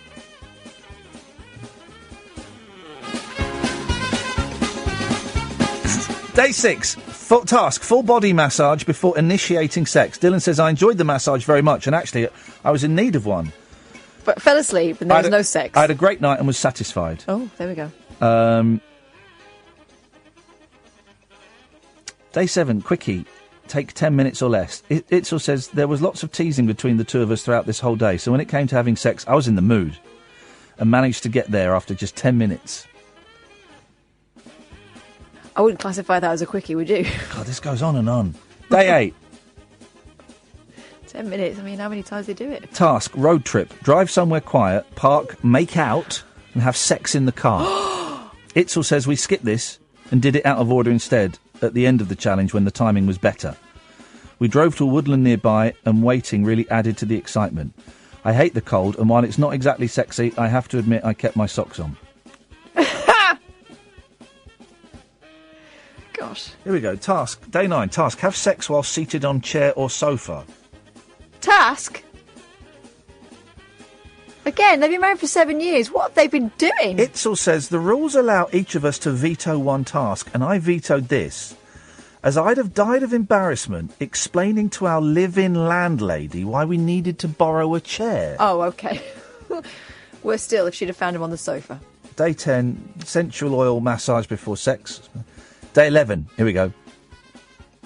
Blowies and lick-licks. No! Task. Oral sex only. Oh, right. Dylan says, up until about a year ago, receiving oral sex was a very rare and special treat. Oh, my God. I thoroughly enjoyed it and fell asleep with a big smile on my face. You don't want to know what you don't want to know what she had on her face. Oh, Ian.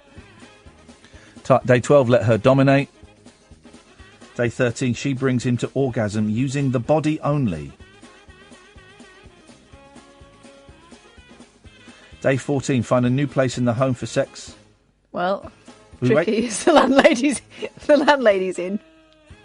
We waited until 10 p.m. and sneaked downstairs planning to have sex in the shed.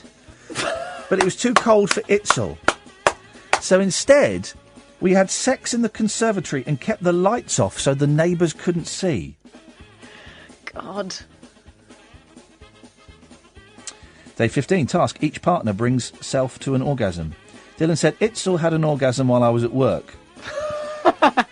So what's new? And told me the details. This got me excited, so I had my orgasm just after Itzel left for work. Yep, again. Day 16, Kama Sutra again. Day 17, toys. Day 18, watch porn together. Dylan says, we've never watched porn together before, as it just isn't for us. We changed to a different video online about 10 times, as nothing really gripped us. But we couldn't find anything that did it for us, and so eventually we turned it off. Day 19, sex without intercourse. Day 20, God. Share fantasies with each other during the day by email. These two are the least sexy couple I've ever had the displeasure of showing a mild interest Dylan in. says, we swapped emails while I was at work, and it was definitely a real turn-on. Turned out my fantasies were a lot more graphic than Itzel's. God. Day 21, visit a sex shop. We cheated slightly, as by the time we got together the shops had closed, so we went online. I don't think they're really taking the spirit of this Day thing, 22, he brings her to orgasm without intercourse.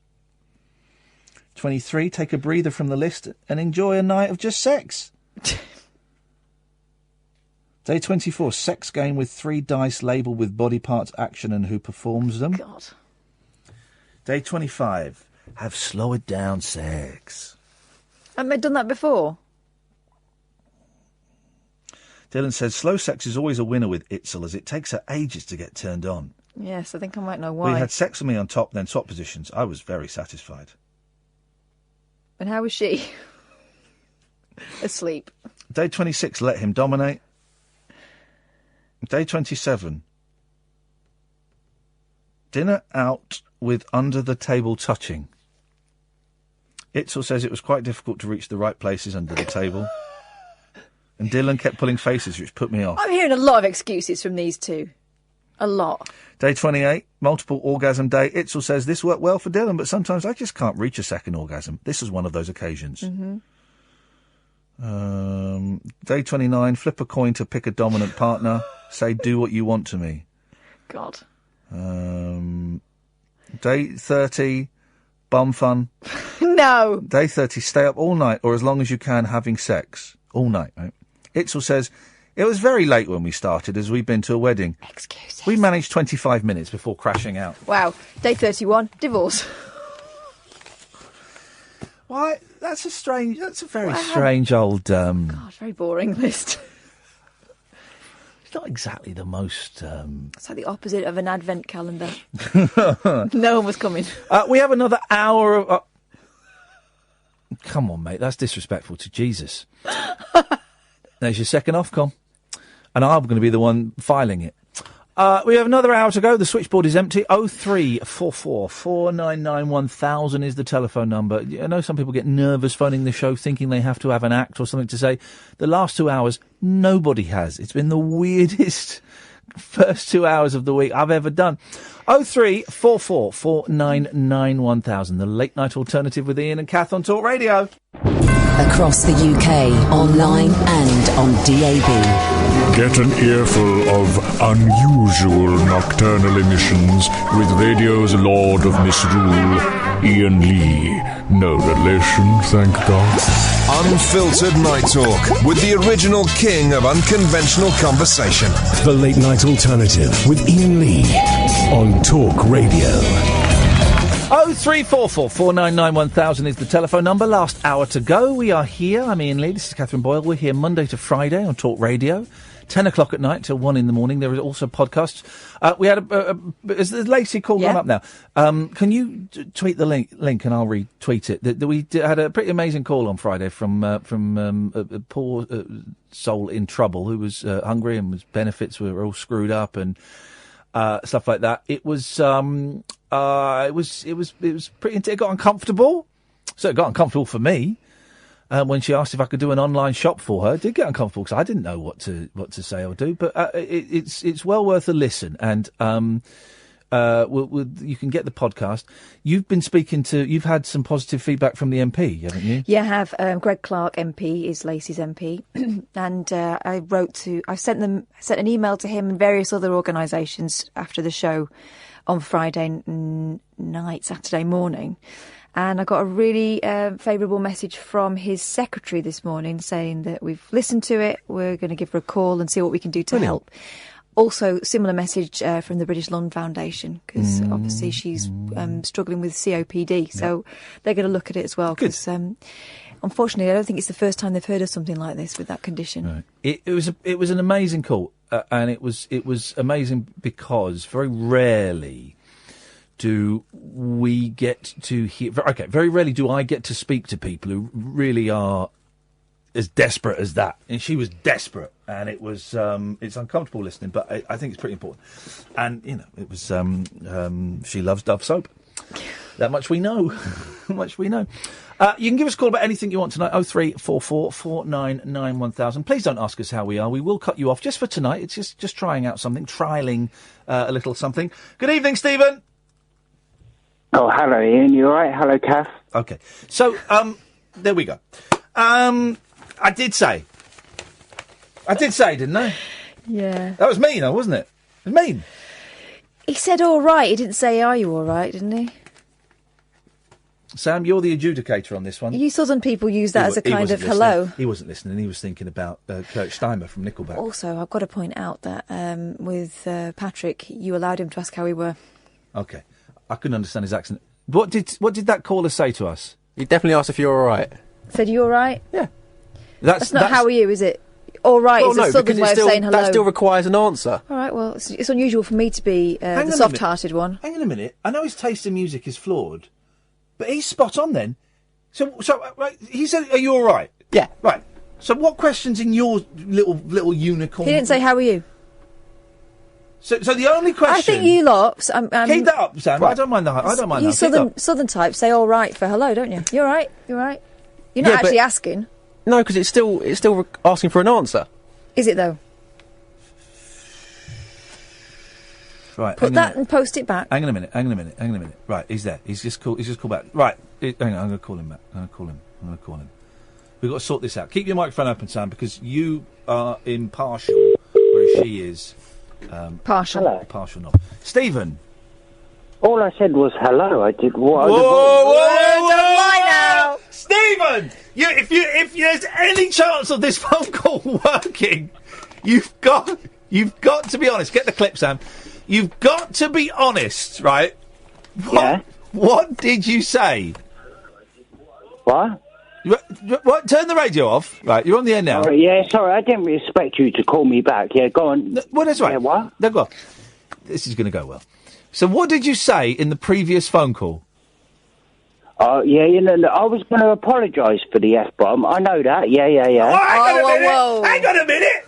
What F-bomb? Yeah, I don't know what's going on here. I didn't expect you to call me back. What? Well, so we've got a rule tonight. Right. Yeah, tell me the rule and I can abide by it. Right.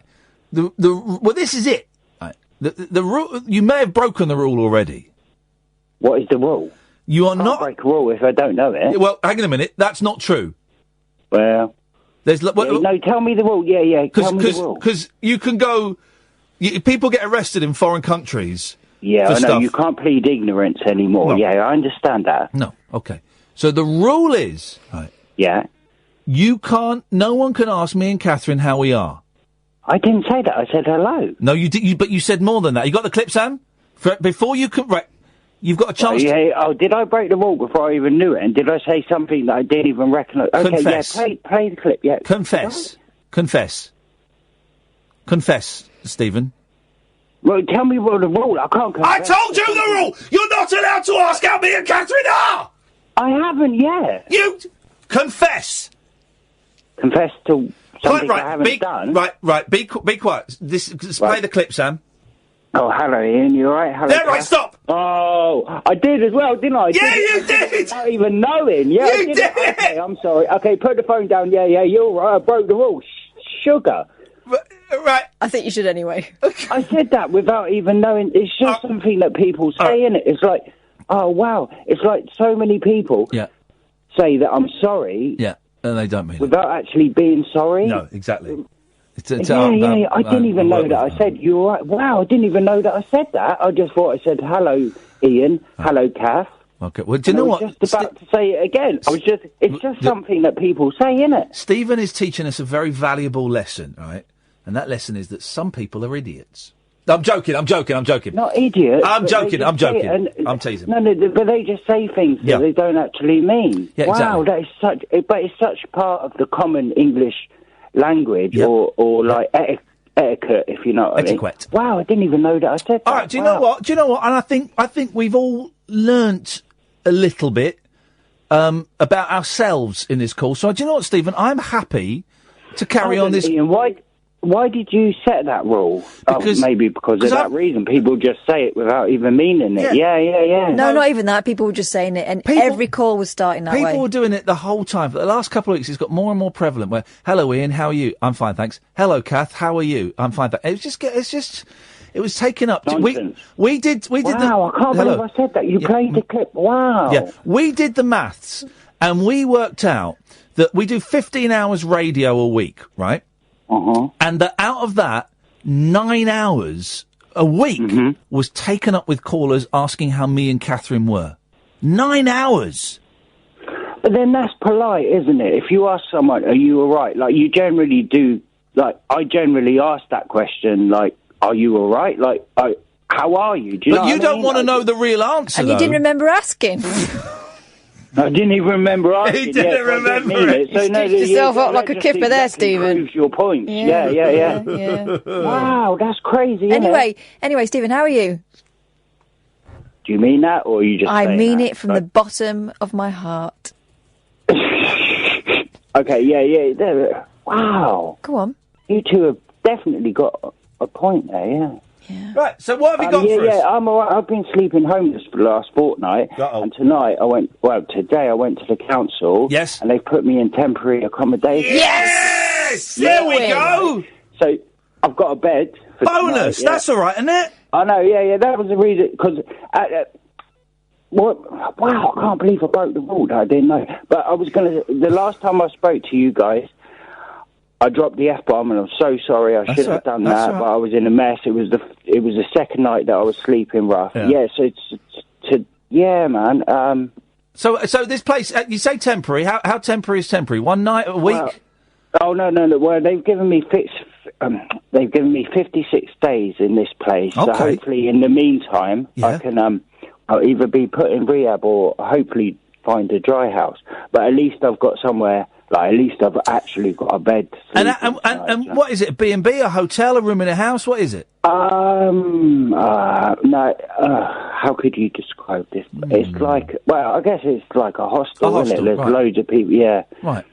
And have you got a room to yourself, or are you sharing? Oh, no, I've got a room to myself, yeah. And is it all right? be honest with you, Ian, I feel a bit guilty because I've got a double bed. Oh, Stephen! Yes! No, Ian, not even that. This is why I feel guilty. I've got a double bed, and then I've got bunk beds. There's families staying in it, so I feel guilty. Oh. Maybe a family needs this room. Do you know what I mean? Hey, listen. You need that room, man. Don't feel Yeah, guilty. yeah, You deserve that room. I don't deserve it, but I definitely need it. But yeah, as soon as I can chase down a dry house, that's I think what I need. Because at least, yeah. Well, listen, man. Sorry, I do gonna be sorry for. I broke the rule. Don't worry about that. I was listening to you last week. Yes. And you know what, right? Every roast dinner needs mint sauce, right? Whether it's... This guy knows what exactly what he's talking about. He's a wise man. Yeah, every roast dinner. But do you know what I've had before? And I don't know why I don't have it more often. What? Mint sauce with chips. That would work. That would work, because roast potatoes, they're just chips. So they're just big, round, fat chips that look like golden stones, aren't they? Have you ever tried chips with mint sauce? I've had it, well, I think I have, but you want the big, fat, not like chips. I think that would work. Not chips from a chip shop, because they're a bit greasy, but the big fat oven chips that are fluffy on the inside. Steakhouse chips. There we go. Those with a little bit of mint sauce, because mint sauce is vinegar. It's vinegar. I know, right? Yeah. Oh, mate, I think that might work. What we need, this is what we need, Stephen. We need someone to make some chips now and some mint sauce and to take about 20 minutes. Right. No, not for you, my friend. No, so we can listen to. I can knock one out to it. Damn, chips. Chips and mint sauce would be lush, wouldn't it? Yeah. Why have I never thought of that before? Because you haven't got the artistic bent, like I'm artistically bent. It's like mayonnaise and chips works, right? Oh, that's continental, isn't it? It's the Continentals. That's the Dutch. The Dutch mint invented sauce that. And chips. Oh, my God.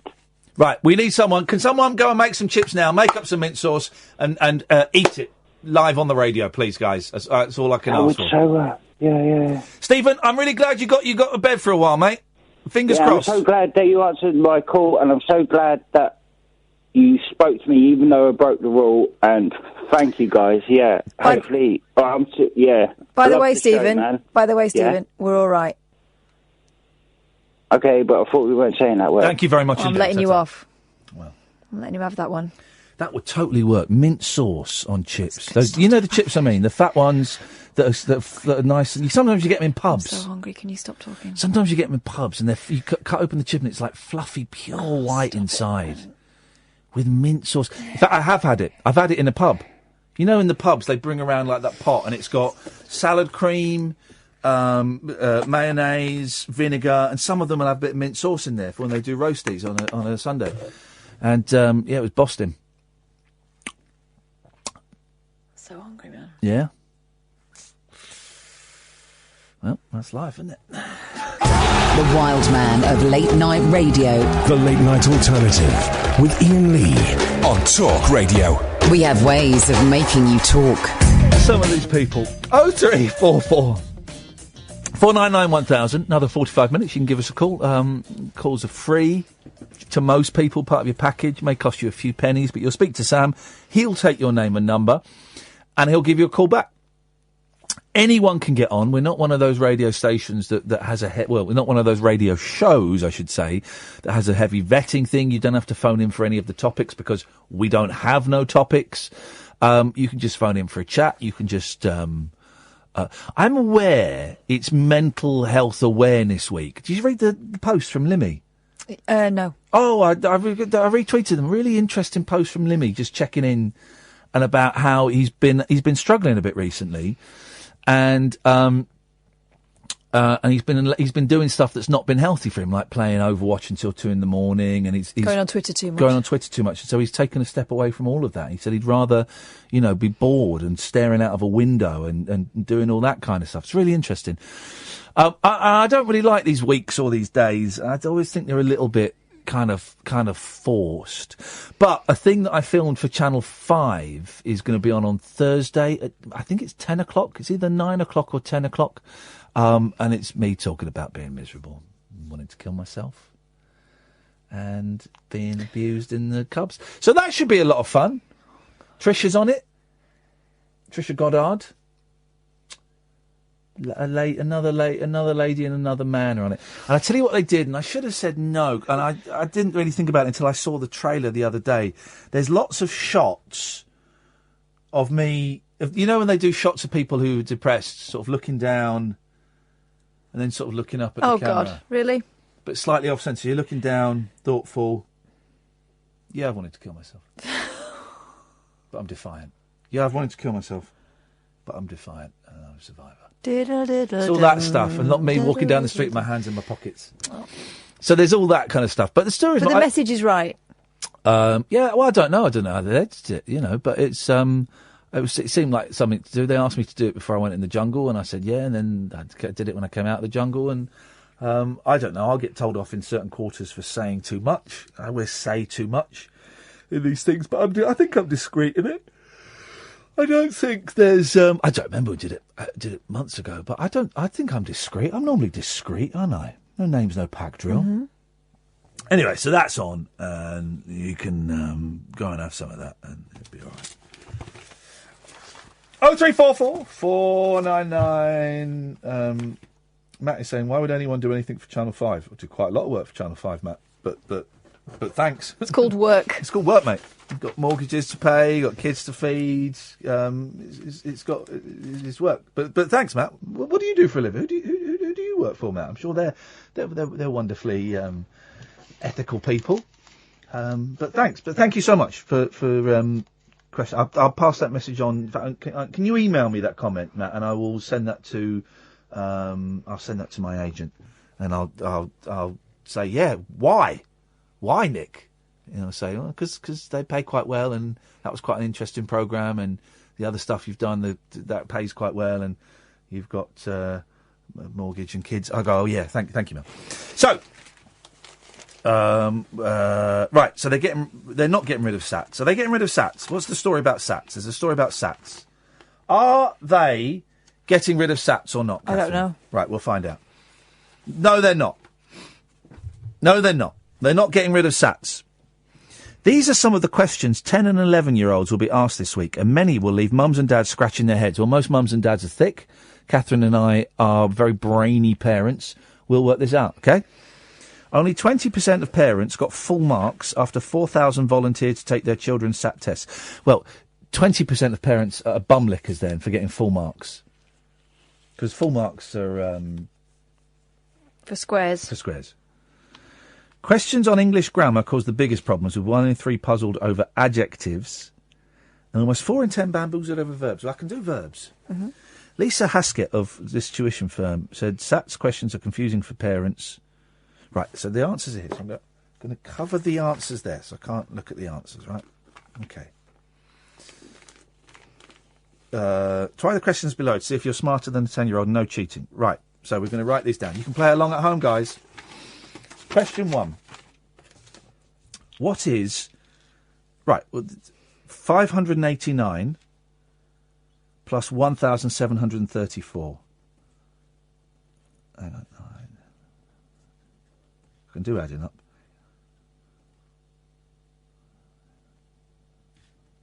Right. Got it. No, hang on. I haven't got it. I've got the answer, I think. Right. What do you make it? 2323. Right, let me just go again. Hang on a second. Yeah, I got 2323. Yeah, I thought that was a 9. 2323.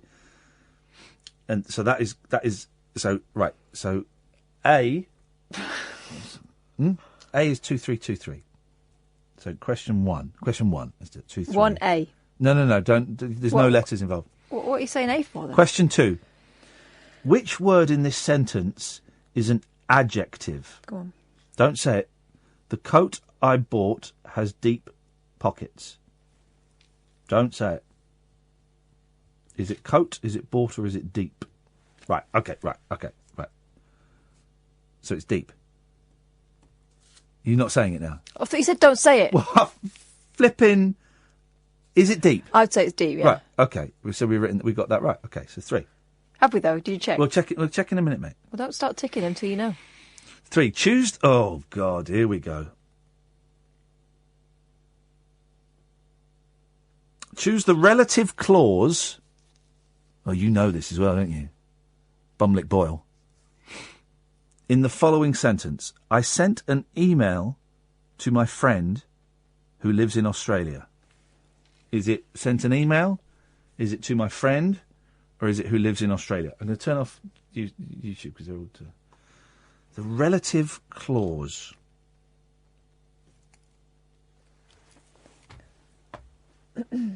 What have you put? Who lives in Australia? I put that too! Yeah! Yeah! Well, we could both be wrong. Emma baked some cakes, but didn't have enough icing for them. Well, Emma's a dick. For every 4 cakes Emma baked, only 3 were iced. Altogether, 18 cakes were iced. How many cakes did Emma bake? Oy. So... Hang on. It's 22, 24 or 28. Right. Well, we can work it out backwards.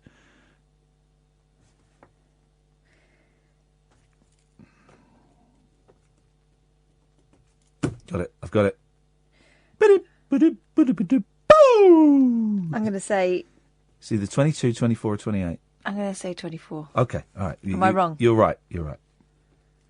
Which number is 10 times greater than 304? Is it 3040, 3400, or 3004? Well, that's easy. That's 3040. Yeah. These are easy. Kids are... That's for children. 6. Insert... Oh, commas. I love a comma. I just throw commas out like there's no tomorrow. I love commas. Insert commas in the correct places in this sentence. At the circus... Oh, this is flipping easy.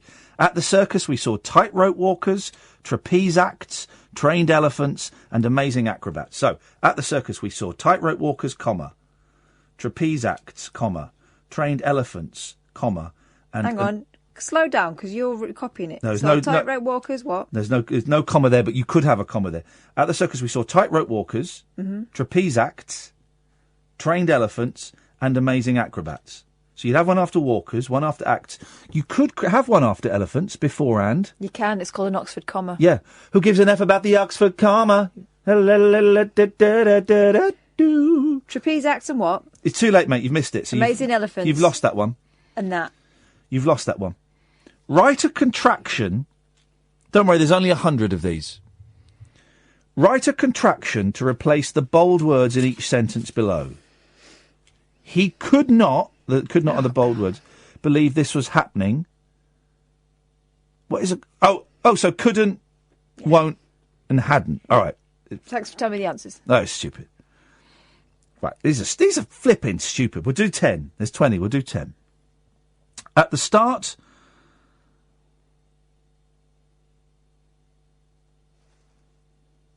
These are stupid. These are flipping stupid.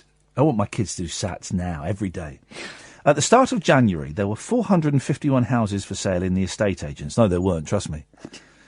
During January to March, 146 houses were sold and 329 more houses were put on the market. How many houses were still for sale at the end of March? Okay. So 451 minus... Shh. Shh. No. We're going to do it that way. We're going to do it a different way, Carol. So... right. Hang on. You've got to do that there, haven't you? I'm not so great with subtraction. I've forgotten how you do all the little things. So that's 8. That then becomes a 2, doesn't it? And that's 1. So hang on. 4, 5, 1, 8. 4, 5, 1. Have you got that? Because 4, 5, 1 is what you start with. All right, yeah, go on. You got that? I got that from the flipping question.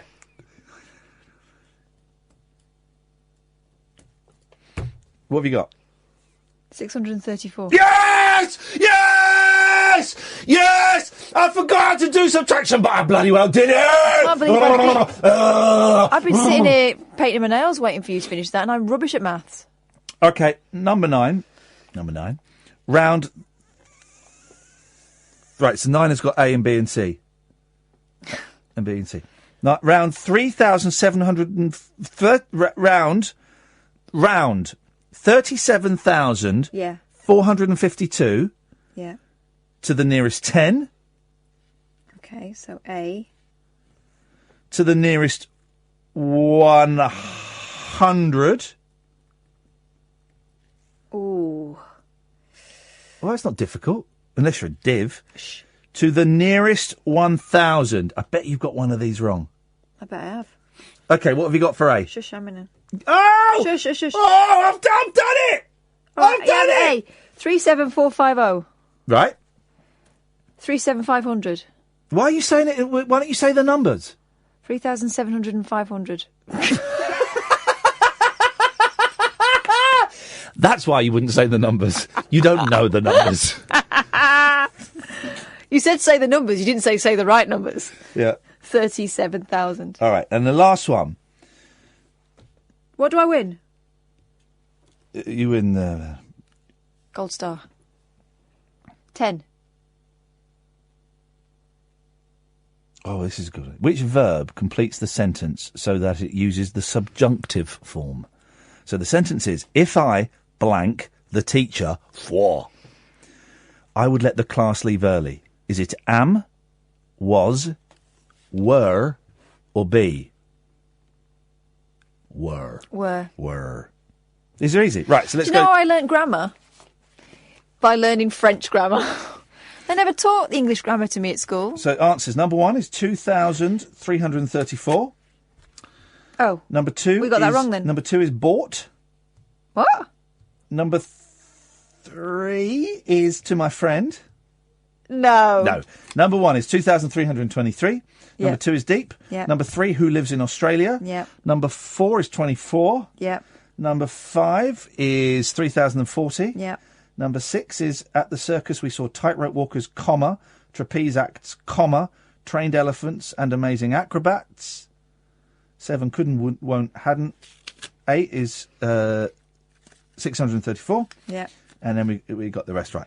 Do you know what? Yep. I've heard 3 different programmes, including ours, from this station, try some of these questions today. Yeah. We're the only ones that aced it. There are some right thickos working on this station. Oh, on this station, was it? Yes. Mike Graham. He's as thick as anything. No, not Mike Graham. Jamie East. Yeah, he's common. And Eamon and Syra. Crap. Scum done good. This is Talk Radio. The Late Night Alternative with Iain Lee. Unfiltered Night Talk with the original king of unconventional conversation on Talk Radio. We have ways of making you talk. 0344 499 1000 is the telephone number if you want to give us a call. You're very, very welcome to. Oh, right. So I thought I knew everybody in Beatle history, right? But there's this guy who's cropped up. Beatles pianist, Young, dies 83. Well, he wasn't the pianist. And he wasn't young either at 83. That's his name. Oh. A talented pianist who regretfully turned down the chance to join the Beatles. Oh, so he's... This is literally not in the Beatles. Has died aged 83. Roy Young was so annoyed at his decision, he later said he hit his head on the bathroom wall every night 10 times before going to bed.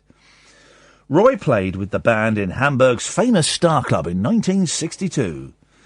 He said Beatles manager Brian Epstein later asked him to sign, quotes, an international record contract with the band.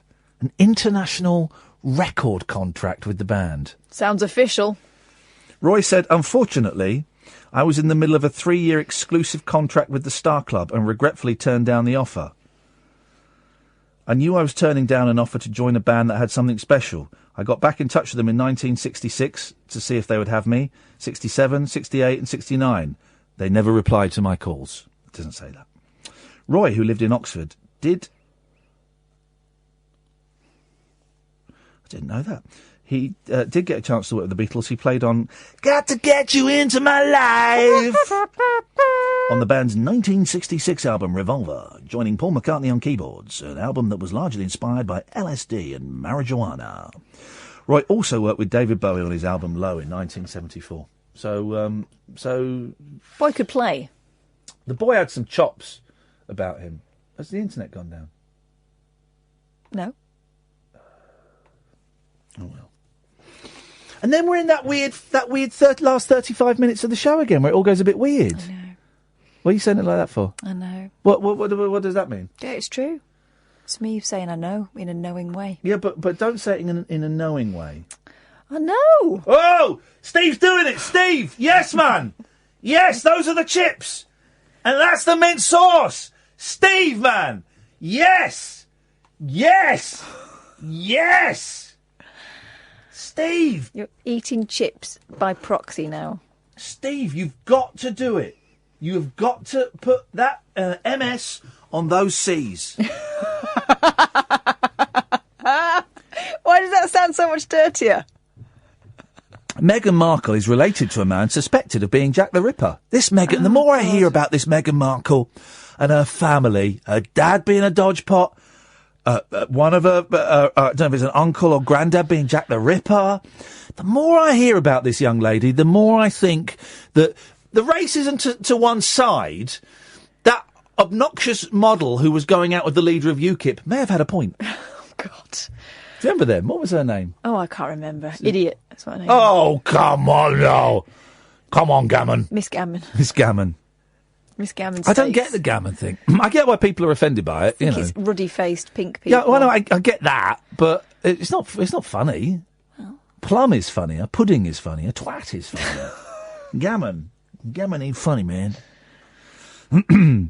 I don't think I've ever had a gammon steak. Oh, it's delicious. Like it. Yeah, I'd like it. Oh, yes. Would you go egg or pineapple? Oh, egg. I wouldn't have pineapple. I don't like pineapple on savoury foods. Oh, she's related. Right, so her cousin says their ancestor is the man dubbed America's first serial murderer, H.H. Holmes. So this is the guy that some people, by some people I mean the nutjob guests that Howard Hughes has, think he was the Yorkshire Ripper, Jack the Ripper, because he came over to London in the 1800s. His real name was Herman Webster Mudgett. Mudgett is almost the nickname that my boys have for the dog. Call him Mudgies. The doctor was named by experts as Jack the Ripper, who killed and mutilated at least 11 women in London's East End in 1888. Just to remind you, in case you've forgotten who Jack the Ripper was, ladies and gents. Lawyer Jeff Mudgett, who is the 8th cousin of Meghan, claims his great-great-grandfather, this guy's been on Howard's show, was hotel owner and medic Holmes, who in 1893 was based in Chicago for the World's Fair. He famously committed a series of grisly killings once fair visitors had checked into his factory of death. And the body count totalled more than 200 victims. Good grief. Factory of death. That looks fun. Let's go and have a look. Mind you, you'd love that. Well, I wouldn't love it if I was going to be murdered in it. No, but you'd love the idea of it. Flipping scary. Ghost trains and all that. Mind you, that ghost train went on in... Here's the thing, fairground folk. If you're going to build a ghost train, make sure you've sealed up all of the gaps so that daylight doesn't get in. And, I don't know, make it scary. Where was it we went to the ghost train? Brighton. It was just a load of stuff sitting up. Just after you'd passed it. Very slowly, the corpse would rise from the table. Just after you'd passed it, you have to look behind you and go, oh, there he is. He famously committed a series of... Holmes visited London at the time of the Ripper killings. Jeff said, we did a study with the FBI and CIA and Scotland Yard. Doesn't that sound all of those guys? Hey, my dad's a ninja. My uncle's a boxer. It turns out he was Jack the Ripper. This means Meghan is related to Jack the Ripper. Well, if this is true, this is shocking, because all it will take is, a little bit too much drink, a hard bunk up, something could just... reawake the DNA memory, and she'll be sneaking out of Kensington Palace at 1 o'clock to kill women of the night. Or it could be bollocks. I don't think the Queen knows. I can guarantee the Queen doesn't know. I'm not proud he's my ancestor. Meghan won't be either. You sound a bit proud. Jeff's shocking revelation comes to light in a Channel 4 documentary called Meet the Markles. Oh, God, The really? show airs on Channel 4 tomorrow at 10. He thinks that they're talking about Meet the Markles. Oh, look at this crazy ancestor. What they're saying is, look at this guy. He thinks he's related to Jack the Ripper. Here we go. We went to... I've got some cousins, though. We went to the cinema in Henley. It's a really nice cinema. We went there at the weekend. It was really nice, and we had some nice food there, and we saw Sherlock Gnomes, which is, you know, is an adequate movie. Loads of Elton John jokes in it. I know he produced it, but there's loads of Elton John jokes. And met a nice young lad called Jack, who was a fan of I'm a Celebrity. And it was nice. On the way back, we saw this little playground that we thought, oh, it's not seen this. We went and played in the playground. And we had a really nice time doing the balance. You're talking about you and the children, aren't you? Yeah. But I got involved. I'm trying to get, because I'm not as active as I should be. When I go to the playground now, I leave the phone in the car. It's my great thing I'm doing. I'm getting quite good at it now. Is when I'm with the kids, I leave the phone in the car. So left the phone in the car, and I try and play with them. And my youngest loves tag, so we play that. And but I get out of breath very quickly. Anyway, so this story makes sense, right? I don't know, but this is like faux outrage. A primary school has banned children from using its play equipment Because? unless they are supervised. Right. Which is standard. That's standard practice, isn't it? Yeah, because you're not allowed on the equipment if there's no one there, no grown-ups there. But usually in a school there's quite a lot of grown-ups. Pupils at North Kidlington are not allowed to climb on monkey bars, low climbing beams, or on a scramble net. Listen, trust me, my kid, there were some balance beams that were 6 inches off the ground. 6 inches off the ground, and my kid fell and hurt himself. You know, and grazed himself. So it doesn't matter, it's low. And if I hadn't been there, he would have been terrified. Low climbing beams or on a scramble net made of ropes unless staff are watching over them. Yeah. Here's another thing. They're not allowed in the school unless staff are watching over them. One angry parent said, this is great. Okay. This is great. Is this off Facebook? No wonder there are so many fat kids with this sort of rubbish. Rather than playing outside, they rush home to their Xbox. None of that story makes any sense. No. 0344 499 1000 is the telephone number if you want to give us a call. This is the Late Night Alternative on Talk Radio. Uncut after-hours conversation for the up-all-night generation. The Late Night Alternative with Iain Lee on Talk Radio. We'll get you talking. So this Jack the Ripper guy, right? H.H. Holmes, real name Herman Webster Mudgett, and his Factory of Death. Right. Sally's just tweeted. You need to Google this. Google this guy, right? H.H. Holmes. She said, the hotel was so designed so the victim couldn't escape. He would chase them through the hotel until they reached the killing room. Well, this is the last 15 minutes of the show. Can you find out about this guy's killing Factory of Death? So he famously committed a series of grisly killings once fair visitors checked into his Factory of Death. Scorsese's directing it. Yeah, with DiCaprio. Okay, let's Come on, have a Kath. look. We need some appropriate music. Obs. I don't want to make light of this, so I'm going to get something.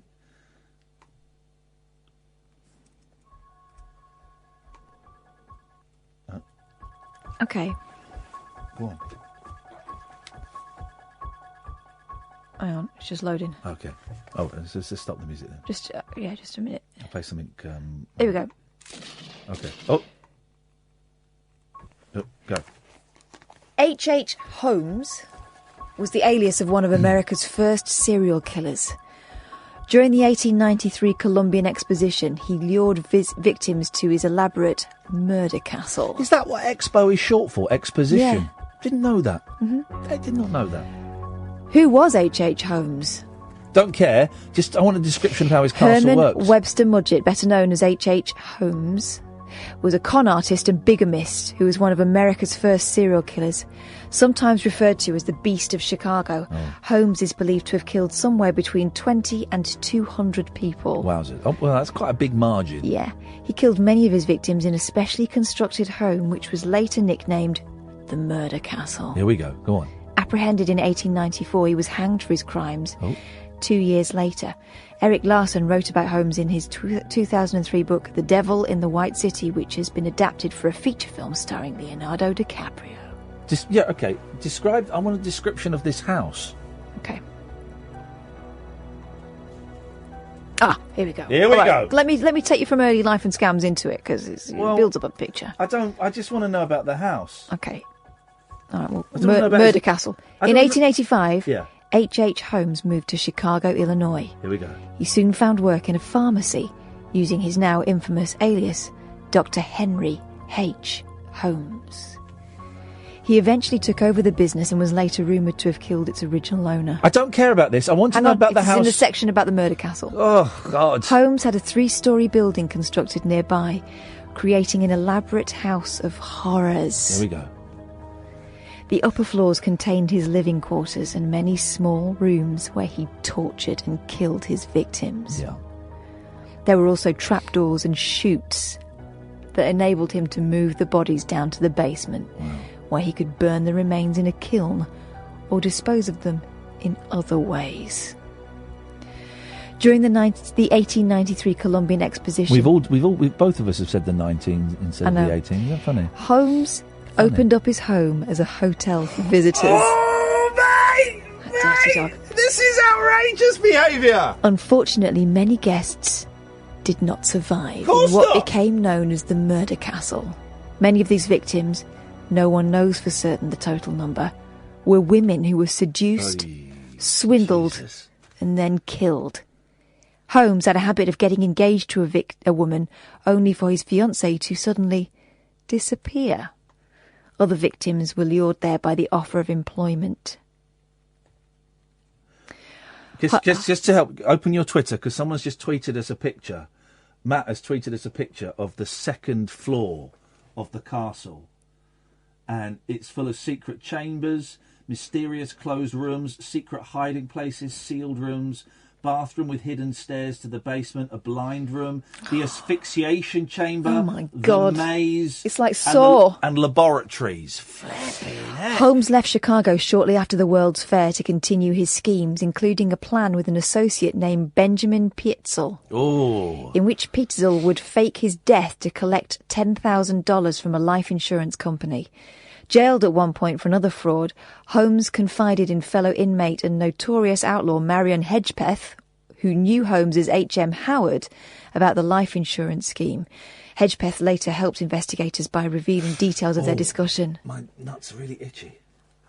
You know how to break the mood. While authorities eventually identified Howard as Holmes, they did not catch on soon enough to stop his final murders. Holmes killed Pietzel, and after telling his widow that her husband was still alive and in hiding, convinced her to let him travel with 3 of her 5 children, who also became his victims. Wowzers. After several weeks of outrunning authorities, Holmes was finally apprehended in November 1894. During his time in custody, he gave numerous stories to police, once admitting to killing 27 people. Convicted in 1895, Holmes appealed his case, but lost. Wowzers. He was only hanged for that one murder. Flipping it, man. Matt's on the line. Matt, are you the one that sent us the picture? No, that's not me. Oh. No, sorry. Oh, don't apologise. Oh, well, I'm sorry for most things these days. Yeah. It's just a quick podcast recommendation talking about H.H. Holmes. Have you ever listened to All Killer No Filler? No, I haven't listened to that. Tell me about it, please. It's very, very good. It's 2 comedians from Manchester who have done a whole series of podcasts about various different serial killers, which sounds really macabre, but it's actually very, very funny. Well, it's funny? Yeah, they make it very, very funny indeed. I mean, they're slightly off-the-wall types, and the conversations tend to kind of go all over the place. But sorry, hang on a second. Sorry, let me interrupt. Dave has just tweeted me. So we've just described this second floor of this killing castle, right? Very complicated. Yeah, Dave has just tweeted, he had different people build different parts so they didn't get suspicious. Legend. Legend. Legend. He gets up to in his spare time. Dave, you absolute. Yeah. You check his internet history. So who are these comedians? Kerry Pritchard McLean and the other one whose name I've really embarrassed me, just forgotten. Okay, that's okay. Yeah, they're very good. They're very, very, very, very funny. They've done a whole load of them. They do it funny. Yeah, because I'd like to hear it like Kath. I'd like Kath to do a podcast just for me, where she just reads off Wikipedia about murderers. That wasn't Wikipedia. I looked for something else. All right, mate. What else did you look it from? Hey, don't you start. I'll dump you. Sorry, I didn't know you two were an item. Yeah, not a chance. No. So anyway, it's worth a listen. It's all killer. For many reasons. One, Catherine is married. Yeah, two, you listen to podcasts about murderers. And find them amusing. I also listen to podcasts about talk radio hosts, but, you know. Really? Who's doing a podcast about talk radio? Yeah, good point. No, I don't. Anyway, that was it. Just a quick recommendation. Do you know what? I might actually check that out. I normally don't follow up recommendations, but I might. No, well, I can't imagine why. Most of us are. Most things, and I found this the other day. I was asking people to recommend games to me, Matt, because I wanted to just buy games. I was a bit bored of stuff. Game on the PlayStation, and the people recommending stuff. Then I went and looked at it, and Have you tried Super Mario? There's people recommending stuff, and I was looking at the trailers, going, "This looks like absolute rubbish." And I never go on Twitter and ask for a film recommendation because they will recommend all the obvious stuff that, of course, I've seen, and then any stuff I haven't seen, it's rubbish. Tends to be the way, though, because no one's got the same taste, have they? I can't think of a single game I'd recommend. All the ones I've got are rubbish. Yeah, well... My kids play Fortnite, obviously, but I can't see the attraction. I don't quite get Fortnite. I do like Overwatch, but it's pointless. Monopoly... Honestly, Matt, Monopoly is the one at the moment I've been playing and loving it. I've seen some of your what are they called? Broadcasts, are they called? Sure, why not? And you've seen me... I've won every single game. I'll take your word for that. Yeah, good. That's the way. That's the word that should be taken. How it should be. Yes, Matt. Thank you, mate. Cheers for that. No worries. Ta-ta. Bye bye. 0344 499 1000. Paul Ross will be on in a bit. I can hear him already. Of course you can. Soundproof won't stop him. Soundproof ain't going to work again. Thank you. Oh, what's that? Near dark. What is that? 31 years old this year. It's a great kind of vampire on the move 80s film. It is very violent. And for once, the extras, the interview with Catherine Bigelow, who directed it and co-wrote it, it's fantastic. We went and saw a good film tonight, Beast. I've seen the trailer for that. I've not seen the movie. It's really good. We just wanted to go to the cinema, and it was the only thing that was on. In fact, John Hearn, our producer and film critic, he recommended it. A big thumbs up as well. It's great. It twists and turns all over the place. It's not what you think it's going to be, is it? And then again, I really enjoyed it. In fact, we played a chunk. The director, whose name escapes, was on with Jamie East a couple of weeks back. Really? And we replayed a chunk of it. It's his debut feature. Yeah, good. One to watch. So good. My favourite serial killer at the moment is Albert Fish. Who I suggest you look up. He was a kind of itinerant handyman, mainly in the 20s. Yeah. Revolting career. But when things got a bit slack or quiet on the serial killer front, he would kind of insert needles and other thin bits of metal into his member. In the eye? No, I think all through it. Whoa! All through the kind of the shaftage. So it's worth looking them up, Albert Fish. A lot of these guys, when they get in the pokey, I think they become fantasists. Well, pokey like Henry, the operative word, but Henry Portrait of a serial killer. A lot of that stuff, I think, was made up, wasn't it? He didn't kill 98 people or something. I think he did all right. He was in the lower 30s. Well, if you're in prison forever, you might as well big up yourself. And put the frighteners out on people. Yeah, exactly. It's weird, this fascination with killers, because I mean, the worst book we've ever read is that Fred and Rose Happy West. Like Murderers. That was horrible reading that. Anyway, Paul. On a lighter note. What fun things have you got on your show tonight? Well, it is, as I'm sure you know, National Dinosaur Day, so we're talking to a top paleontologist about what... You know, they've discovered every other week this year they found a new species of dinosaur, which shows you what slackers paleontologists have been, because they were around for so long. So we're talking about that, which I'm looking forward to. We've also got a chat about outer space, and Jupiter may have water on it, and we're crossing live for the first time to Zimbabwe, where there is a beer shortage. I'm looking forward... But I thought of you both yesterday, because we do musical birthdays and anniversaries, and on May the 13th, the Monkees' second album, More of the Monkees, made number one. Yeah. In 1967. Yeah. That was the year that in the UK charts there were only 4 albums that made number one. Because they were up... Sgt. Pepper. Of course. More of the Monkees. Yeah. 67. That is a great cracker, isn't it? one. Sgt. Pepper was 25 weeks. Yeah. More of the Monkees and the first Monkees albums were both number ones in that year. Were they? And the other one was the Sound of Music soundtrack for 19 weeks. That is a belter. That is a great question. That is a great question. But now everybody knows the answer. The Monkees didn't know, because obviously the first couple of albums they had nothing to do with, and they didn't know apparently the second album was out until they went into a record store and they saw the stand for their new album. Oh, right, okay, right. You've done that. The first 2 albums I ever bought were Sgt. Pepper, and then with my milk round money I bought Pisces, Aquarius, Capricorn and Jones. That's such a lovely album. It's a great album. It's a beautiful album. Thank you, Paul. Paul will be on at 1 o'clock. He's on pretty much every night this week, I think. It's fair enough to say, isn't it? It's a condition of bail. I can't take any time off. You have to know where you are all times. So he'll be on at 1. So I thoroughly recommend listening to that. You can download our podcasts. The Call with Lacey went up on tonight. Tonight. As did Pete Heat. Oh, yeah. So if you want to listen to Magic on the radio... Listen to Paul Ross at 1. That's what I was saying. No, but yeah, it was. I forgot Peter Heat. Yeah. Peter Heat's this magician. He comes in and he does. It's incredible. Magic on the radio. That's the future. Do you know what? Well, it is. What was it? Was it Archie Andrews, the ventriloquist? And they had Charlie MacArthur, didn't they? Or Charlie Bergen in America. Yeah. Who was Candice Bergen's father. Oh, really? On the radio, yeah. I think you can get away with anything. One of my favourite gag of all time is in a W.C. Fields film. I'll forget which one. And he says, I'll do my dummy routine. And he starts with his back to the audience. And he turns on with a dummy. And he's got a moustache that completely covers his mouth. That's a gag, isn't it? Do you know, I've not seen a W.C. Fields film for about 30 years. I used to love those. Is that a fit night out for a man or a beast? I love W.C. Fields. Do you know what? I might check that out this week. Paul Ross, thank you very much. Catherine Boyle, thank you very much. Sam, we really need to talk about Nickleback. That is unacceptable behaviour as far as I'm concerned. We will be back tonight at 10 o'clock, dear listener. Do stay tuned, though, for Paul Ross through the night. This is, what was it? Talk Radio, isn't it? Yeah, still Talk Radio. Still Talk Radio, thank you. Talk Radio. Talk and entertainment across the nation. Talk Radio. Give it some lift.